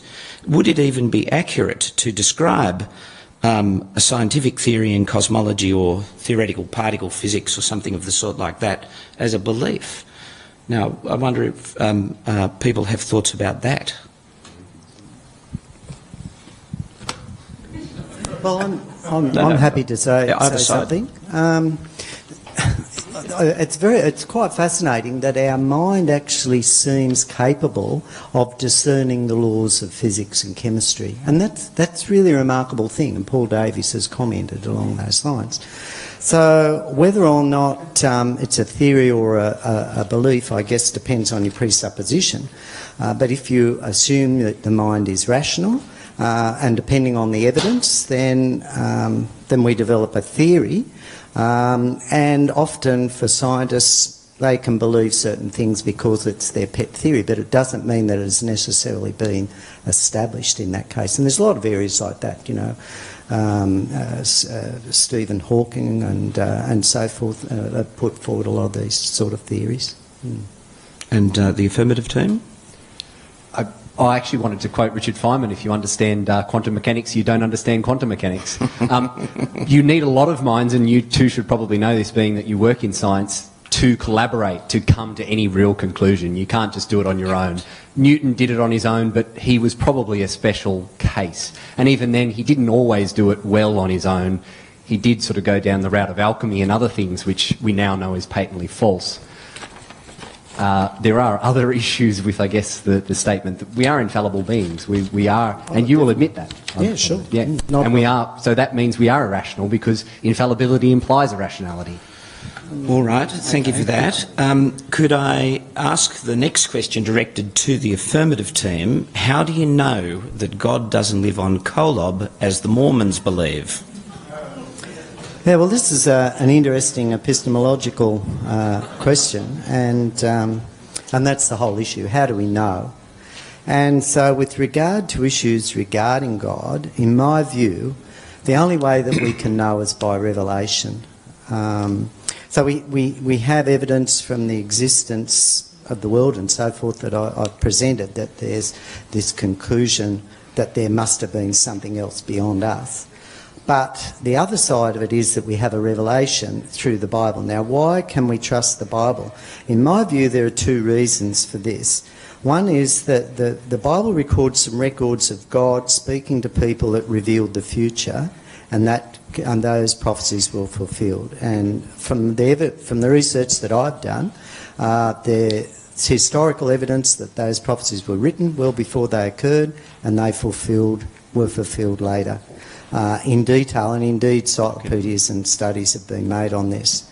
The other thing is the historical accuracy as we check the archaeological evidence. So where we can check the history, there's very good alignment. So again, I published in this area a book titled Unwrapping the Pharaohs, how Egyptian archaeology confirms the biblical timeline. So I believe that there is this evidence there, very, very strong evidence that the revelation in the Bible is in actual fact a revelation of God. But that I know of no other way that we can know where God lives. All right. So revelation and trust of the Bible. What does the negative team say to that? A few comments on that. So with some things like the Exodus, we seem to find a growing number of scholars who are Old Testament minimalists who see fairly little or no archaeological evidence for the existence of this widespread Exodus. And in fact, looking at Egypt, which is one of Professor Ashton's interest areas, it seems that many of the, or nearly all of the workers who were building the pyramids and making bricks for mastabas in some of these construction projects were paid workers. And in fact, one of the, I forget his name, but one of the chief architects was buried with several other architects inside several of the necropolises. There's graves built for the architects because the workers were seen as honourable people who were building up the posterity of the pharaohs.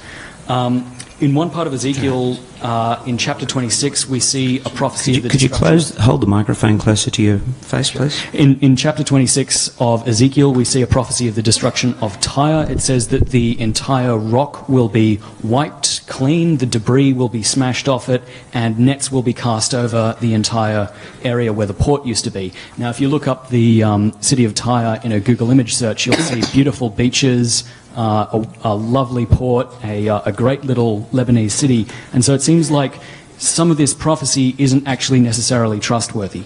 And so, you know, Kolob, if Joseph Smith comes along and he was a convicted con man, he comes along and says that he has these tablets, it doesn't really sound like that's necessarily that much more trustworthy or less trustworthy to me. Can I reply to the topic? Yes, but keep it quick. We've got a lot of people. Okay. My understanding from history is that when the people fled from Tyre to the island just offshore when Alexander the Great was approaching, and that he demolished the city to build a causeway out to take the island, and it was essentially scraped bare by his men. So. All right. Thank you. Now we'll move to questions from the audience. Given that we have run over on that section of questioning between the two teams, what I'd like to propose is that each team gets only 1 minute to respond in the interests of trying to get through the long line of people that are waiting. So could I invite our first questioner to come forth and ask away? Good evening. Question for our atheist friends.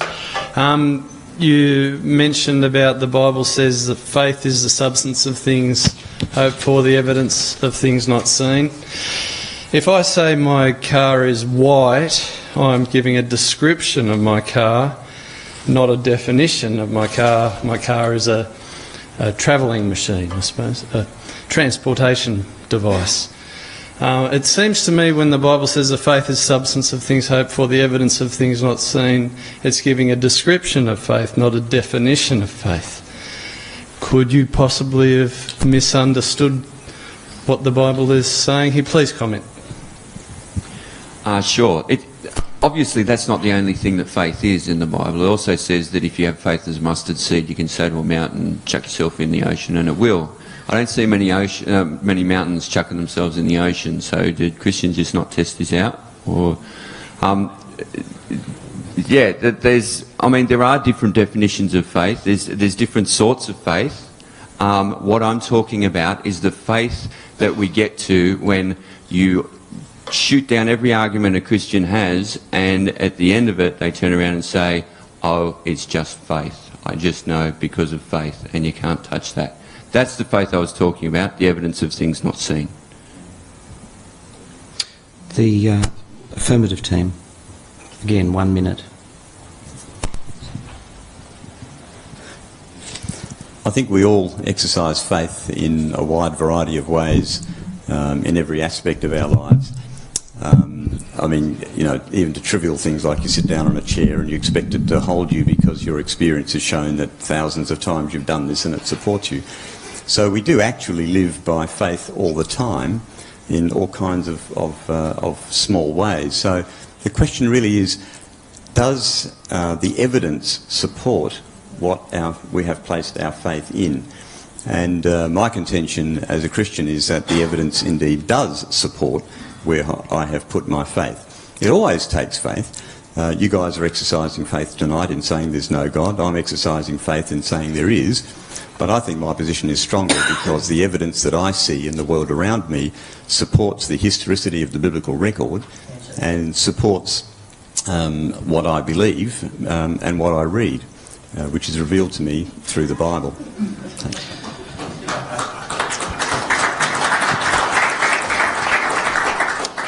Okay, my question is for our atheists. Thank you for pointing out that people do indeed trust doctors who work in mysterious ways. As someone who works in the medical field, I know that lots of people have no idea how doctors work, and to them it's mysterious. So my question is, how do you explain irreducible complexity? The human body, for instance, there are so many different systems, respiratory, reproductive, digestive, that are all interrelated, all codependent, the exception being reproductive. Without any of those working properly, you're either really ill or you're dead.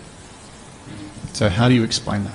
Okay, this is an example of, we've heard dozens of times tonight. It doesn't have a very flattering name. It's called an argument from ignorance. It is a known logical fallacy. Basically it goes, we don't know, therefore God. Or we don't know, therefore this. Just because you don't know how something evolved doesn't mean it didn't evolve. Just because you can't imagine how something happened doesn't mean that it has to be designed by God. It gives no evidence for God just because your imagination can't extend to how it happened, or just because we don't know. If you don't know something, you say, I don't know that. You don't say, I don't know, okay, God must have done it.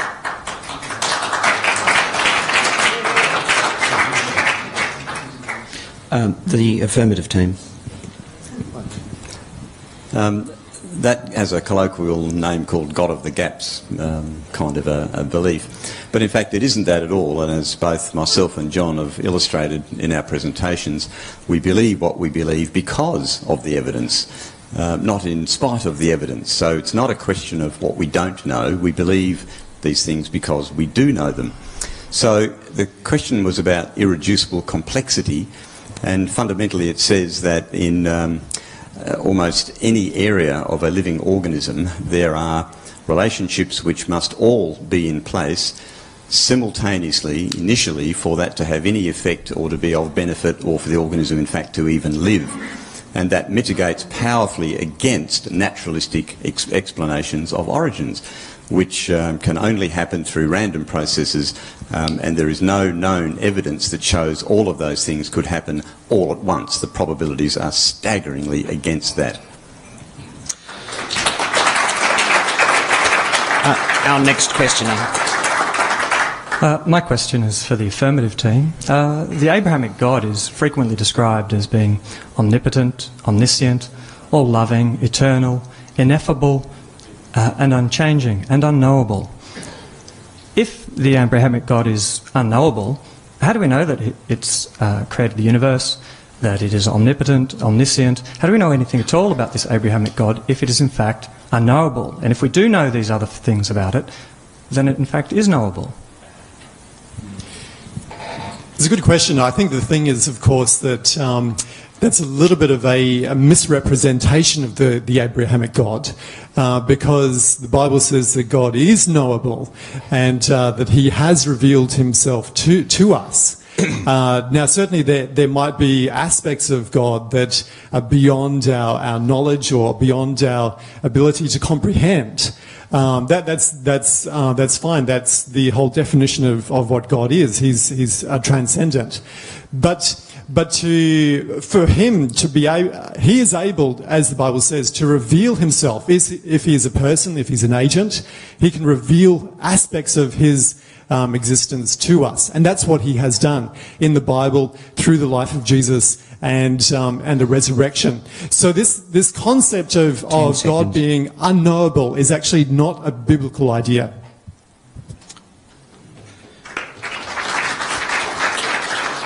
Could I invite the negative team to respond? How do you know? And how do you know how the person who wrote those things about God knew? Surely they're a person just like you and I. Surely they have no special powers of talking to God more than you or I. So when you go back to Bible writers, how do you know how they knew? You're trusting in their epistemology to say God is this. You can be pretty sure it's not as thorough as ours is in the modern world. So why would you trust the epistemology of ancient people to describe God for you? It makes no sense. Thank you. Next questioner. One thing I'd just like to say is, in the New Testament, one of the things I absolutely love about Jesus Christ is that he preached about love. It's all about love and acceptance. Now, a question I do have on this topic is on the topic of ethics and objective morality. And a question for which team? I would like to start with the affirmative, if that's okay. What is objective morality? And if objective morality does exist, what is the point of empathy? If these two concepts coexist within our minds, is objective morality empathy? If these two concepts are not the same and coexist, then what is the point of empathy? So my question is, if we have objective morality, why do we have this God-given gift of empathy? The affirmative team?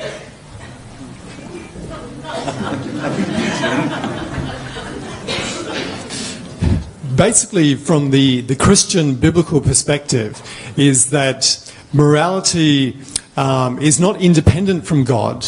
Neither is it arbitrary, as Nick started off by pointing out in his presentation. Basically, morality is grounded in the goodness of God. So it flows out of his goodness and his love for all of us, and that's why we can be confident that it's objective. It's ontologically founded in him. Now, in terms of empathy, the fact is that empathy and love is something that just flows from God's nature. So we can have both morality, objective morality, coming from the nature of God, and also empathy as well. So I don't see any inconsistency in these two ideas. And the negative team? So we're fairly sure, based on evolutionary psychology, that empathy is necessary for the survival of any type of herd. We actually see this in dogs fairly frequently. There was recently last year in China, a dog crossing the road got hit. Another dog on the other side of the road, no possible relation, I don't think, actually ran out into traffic to try and save the dog. It then ran away, and they actually tried to find it because they wanted to interview it. But anyway, rather humorous. And we do see it in other animals as well. We see it in higher apes. They show empathy as well. Empathy does seem to be something that evolves for animals that are pack animals, such as ourselves, I guess, and animals that have communities. But I don't think you've mentioned objective reality in responding to the question. Objective morality, I don't think there is objective morality. There's fish that, if you look at the anglerfish, the male actually has to rape the female to have babies. There's no objective morality, unfortunately. We see that as wrong. They don't survive if they don't do it. Next question. This is addressed to Dr. Harwood. You state that we now live in the imperfect remains of a perfect creation. However, in Romans chapter 1, verse 20, St. Paul says, "Ever since the creation of the world, his invisible nature, namely his eternal power and deity, have been clearly perceived in the things that have been made." So according to St. Peter, we do still have at least perceptual access to God's imperceptible nature in all created things. My question then to you is, as a demonstration of God's existence, how do you recognize a perfect transcendent God in a fallen, imperfect, immanent creation? For example, can you describe the ontological relationship between God and something like genetic entropy? How are they ontologically compatible? Okay, so Paul says this in Romans 1:20, and basically his point is that there is sufficient information available to us by observation of the world around us, such that man is without excuse in terms of his knowledge of the existence of God and God's divine qualities. But it doesn't allow us to see everything about God, simply because the world is a fallen, broken world. We see it's full of suffering, for instance, which has been raised a couple of times tonight. So our real understanding, therefore, our more complete understanding, comes from God's specific revelation of himself in his word. And as I mentioned right at the beginning of my talk, we can have confidence that his word is in fact the truth, the eyewitness account from the very beginning of all of history. So we can't learn all there is to know about God from observing the world, but we can discover that there is one, and man is without excuse, but it's from his specific revelation that we discover more of him. Could I invite the negative team to respond? So I actually think I addressed this in my talk. If we live in a fallen world, then God knew about Eve, that Eve was going to cause the fall. He could have stopped it. Any parent in the audience would stop their child from sticking their finger in a PowerPoint. Not stopping that is a heinous act, and you claim that God did that. So you are claiming that God is evil. Well, I will allow a response to that. I noticed that you haven't used all your time, and perhaps we'll. No, hold on. I'm going to hear me out because I'll come back to you. In 30 seconds, God warned Adam of the consequences of his actions. We overlook so often that God made us in his image, meaning that we are free moral agents. We were made for relationship with him, and that is only possible if we have volition. So if you were pre-programmed so that you could do nothing but worship and love God, you could not be in meaningful relationship with him. So it had to be possible for Adam to rebel. But it was also possible for Adam not to rebel. So the fact that we're made in God's image is something that God has never violated. He's never gone back and reached in and just fixed everything up arbitrarily. And could I offer you another 30 seconds, please? Made in God's image, are we invisible? I don't even know what that means, and I defy you to know what that means either. Hang on, what was the question? Okay, so exactly. The tree was of the knowledge of good and evil. So if they hadn't eaten from the tree, how could they know that they shouldn't eat from the tree? If they don't know that it's wrong to eat from the tree before they do that, and I think the former speaker said something. He did, because God told them. He warned them as a loving father would But how warn. could they know that it's wrong? Because God warned them as a loving father would warn his child. All right. Okay. All right.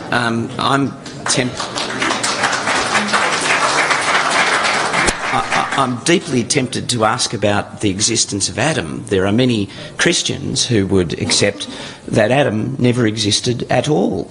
And I'm curious as to what the affirmative team would say to that. Well, I mean, that's what the Bible says as a revealed word, and it's very consistent with a lot of science that we have. I think it's a very logical explanation. Creation has to have occurred in a very, very short period of time because of ecological problems that we have. So, to me, the biblical account it fits the evidence that we have very well. Short time span, God created people, and so name Adam. Yeah. And again, I'm diverting things, but could I ask the negative to respond briefly? I think it's only a short time span because you want it to be a short time span. But anyway. What was the other bit? Sorry, I missed the other bit you said. The existence of Adam. So, yeah, there are a lot of religions that don't agree with the existence of Adam. If Noah's Ark existed, was it 4,000 years ago, then all species would have had to have fit on that, and it's just not possible unless you accept some evolution from that point. And there's not enough time to do that, so we've got a problem with your hypothesis, which isn't a theory, but hypothesis. I didn't want to divert things from our audience speakers. Could I invite the next questioner? Thank you to both teams. It's been a really thought-provoking discussion tonight. My question is to our atheist friends. Do you believe that it's logical to risk your life to save a stranger? And if you do believe that it is logical, then how does naturalism and survival of the fittest fit in with that? And if you don't believe that it's logical, then do you believe in the existence of completely selfless love, and can you account for it? Sorry, that was a long question. That's a good question. The negative team? So we see throughout the animal kingdom there's altruism in higher primates, and part of the human brain and the brain of higher primates is that they're actually able to model the behaviour and the actions and the emotional states of other people. So if one person starts yawning, many other people start yawning. If you show bonobos a video of a human yawning, they start yawning. So the interesting thing is emotional transmission through to different people. Our prosocial behaviour does have evolutionary roots, and it's a very big problem in the world of mirror neurons show us that we have the ability to model other people's behaviour in order to learn from them. The interesting thing is they put a monkey in a MRI machine, and if a human comes in and starts opening up a peanut and shelling it, the monkey starts lighting up the same neurons in the way that they would if they were actually shelling the peanut. So seeing another person's behaviour lets even monkeys and groups from different species be able to model our own behaviour, and that's a big part of altruism. The affirmative team.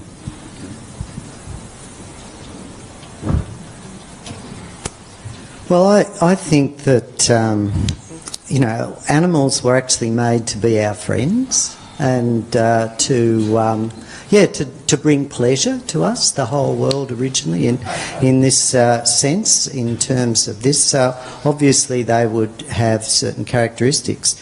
But I think the ability to give your life for someone else stems from a God-given love. Really, that everybody has, just like everybody has a conscience. Some people deny that, and I think, see, this is part of the image of God in us, thankfully.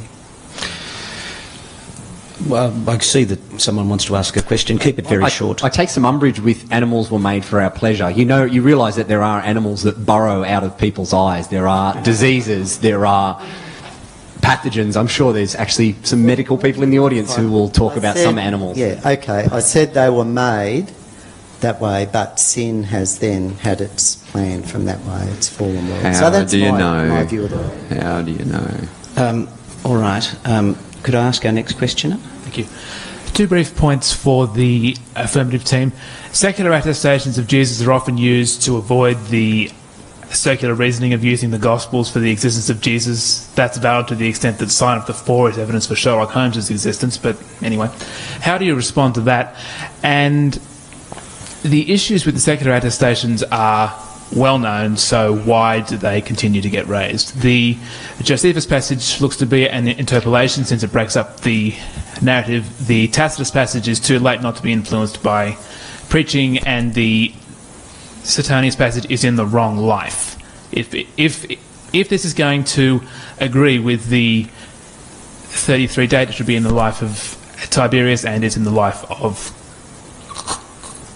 Claudius, excuse me. So how do you respond to that? There are multiple issues with those, so why do you continue to raise them as evidence? So basically what we're looking at here is how do we determine what is historical? And for this issue, we need to approach it like an ancient historian would. And what we have here is any historian would be looking for the source of information about a person or event, and then actually constructing the best explanation for that event as well. And so what we have here is a number of different testimonies about the life of Jesus. We have the letters which refer to Jesus as well, and we also have the external evidence from Josephus and Tacitus just mentioned as well as the issue here, of course, is that the historian can construct what actually happened based on that information, and it's basically impossible for historians to do their work if they have this fundamental skepticism with all of the sources that they have. So basically, they need to approach their work from a historical perspective. Okay, Josephus was 95 CE, and it's not even clear that he was referring to Jesus of Nazareth. And even if he was, it's hearsay. He's heard it from a Christian, and he's writing about what he's heard. It's not evidence. I don't even know where to start with this. I've got a video on YouTube, which is on Sydney Atheist channel, which addresses all the historicity claims, but basically, Paul was the first New Testament writer. Never wrote about a historical Jesus. He never mentions a historical Jesus. Never quotes Jesus once, his supposed saviour. Never talks about any events in the life of Jesus. Sorry, was that time? No, you've got 20 seconds before we go to the so wrap-up. If he's the first, and he even says about the Eucharist, the beginning of the breaking the bread and the wine and everything. He says that he received it from revelation, not that it was a practice among Christians at the time. None of this makes any sense if Jesus was a historical figure. All right. Thank you. We have run out of time for more Q&A, which is a great pity because there were a long line of people who wish to ask some questions. Could we move now to the 5-minute closing statements and I'd invite the affirmative team to give a 5-minute closing statement.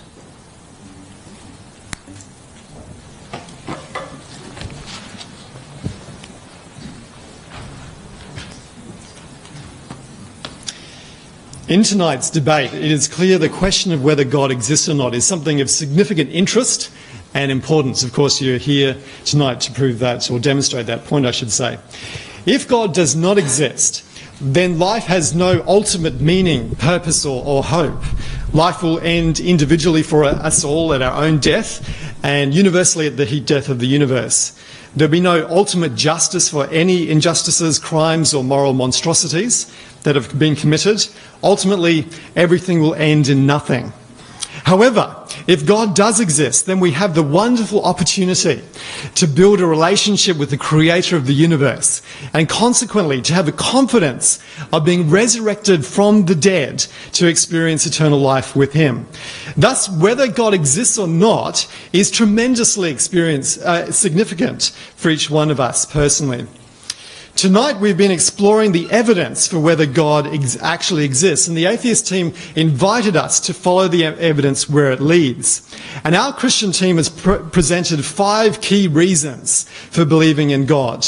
The first reason comes from the origin of the universe. The beginning of the universe points towards an immaterial, uncaused, enormously powerful and personal creator of the universe. And basically we haven't really heard any alternative concept from the atheist side on that point. The second reason for the existence of God is from the origin of life itself and the existence of coded information in DNA for which there is no conceivable naturalistic explanation.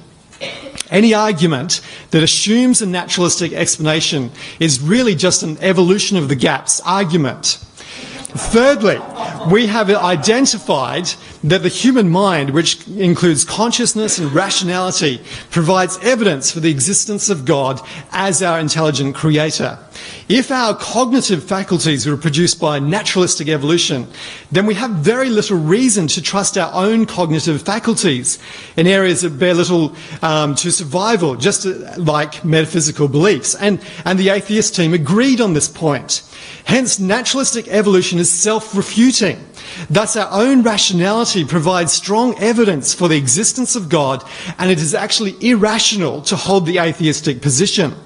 Fourthly, the existence of objective moral values and duties point towards the existence of God as the ontological foundation, the grounds of morality.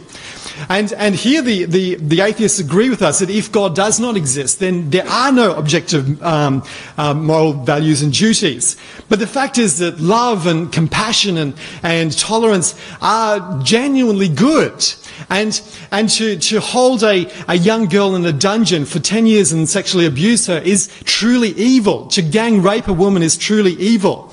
So, all of the moral issues that the atheists have raised, such as the problem of evil and any apparent difficulty with Old Testament morality, requires an objective morality to critique it. So to ensure that the issue is not just groundless. Hence, these issues have been raised by atheists are actually, as I said before, backhanded evidence for the existence of God. Finally, the historical evidence for the resurrection of Jesus points directly to the existence of God. The atheist contentions that the New Testament accounts as simply mythical constructions from pagan mystery religions or are not historically reliable go against all of the conclusions of the majority of respected ancient historians. And here, we had affirmed that the Gospel of Mark was produced within 30 years of Jesus' death and resurrection. And we have Paul as well, who wrote his letters within 17 years, within 20 years. Instead of the resurrection of Jesus, the best explanation for the historical facts that we observed. I'd like to conclude our presentation tonight by highlighting the reality that God is not just an idea, but a person who's chosen to reveal himself to us through Jesus Christ. Having presented to you substantial evidence that God does exist, I would like to invite you to read through one of the Gospels, accounts of the life of Jesus, and ask yourself, Could it be true that the God revealed in the life of Jesus is a person who's able to give me hope, meaning and purpose for my life right now and the promises of eternal life? I know that some of you here tonight may have been hurt by religion, but I would like to point out that Jesus himself was hunted down and crucified by the religious leaders of his day. I invite you not to explore human religion, but the person of Jesus Christ. My life has been transformed by Jesus, and I invite you to experience the difference that Jesus can make in your life.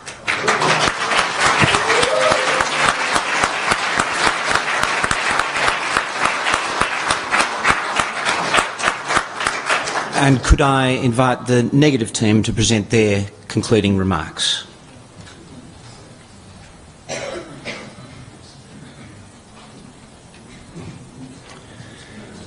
I'm sorry, none of us got round to preparing one, so this is going to be pretty random.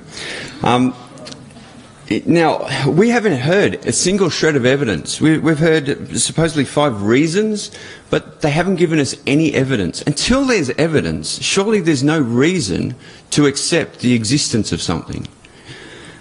Now, the first reason that they gave was if there's no God, then there's no ultimate meaning or justice or anything. So, that's wishful thinking. If there was, then this would be good, and we want this, so therefore God must exist because that's what we want to happen. That is wishful thinking, nothing more. Now, you talk about the origins of life, the origins of the universe. We can't explain it, therefore God must exist because he must have done it. Saying that God did it adds nothing to our understanding. How did God do it? Why did God do it? When did God do it? There's no... If there's a stage and something magically appears on the stage, we can all look at it and say, that's magic. Why does it make it any more or less explicable if there's a magician on the stage? Magic has happened. It makes no sense. Adding a magician doesn't add anything to our understanding of what has occurred. The rational mind argument, that we have rational minds, we have minds that are somehow capable of rationality. I wouldn't say that we have rational minds, and I think that serves as more of an indictment on the affirmative team's case than on ours, that we don't have rational minds, that we have minds that evolve imperfectly. Objective morality, I actually disagree with Morgan here. I think there is such a thing as objective morality. It depends how you define the morality, though. If you define good as human flourishing, then you can quite easily say that something is objectively good or objectively bad.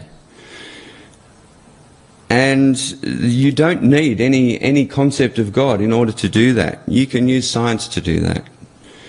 Now, talking about the majority of biblical scholars saying that Jesus existed, the majority of biblical scholars are Christians. So, of course, they're going to say that Jesus existed.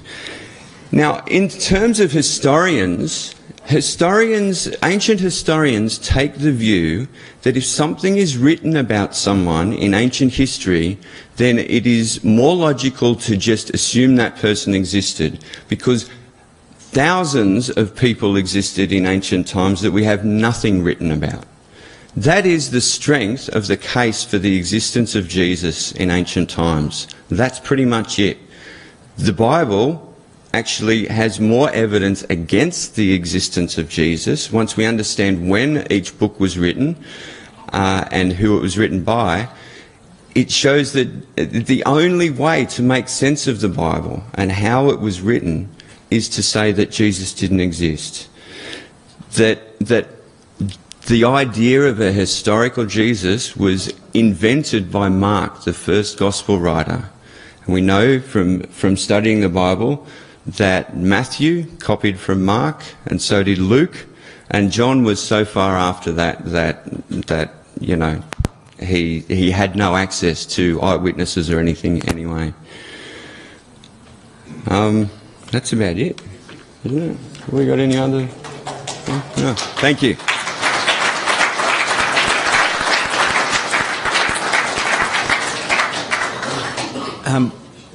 Just two minor housekeeping announcements. The first is there'll be some refreshments outside here at the conclusion of this evening. The second is not expecting the caterers would be late. I understand the Sydney Atheists have organised a get-together at the Cabana Bar, Christie Street, St Leonard's, a little later this evening. Those two housekeeping matters said, the time comes to formally wrap up the debate. Firstly, I hope that all who have been listening, or at least that some who have been listening, whether here in the audience or online, have found something thought-provoking in what has been said, what has been exchanged between these two teams. Once again, I'd like to thank all of the people who organised this evening and the great turnout that we had. Could you put your hands together for them?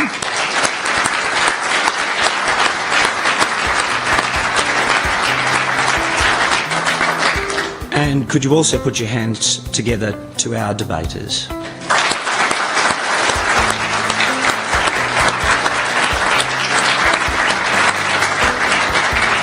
And thank you. That's the conclusion of proceedings this evening.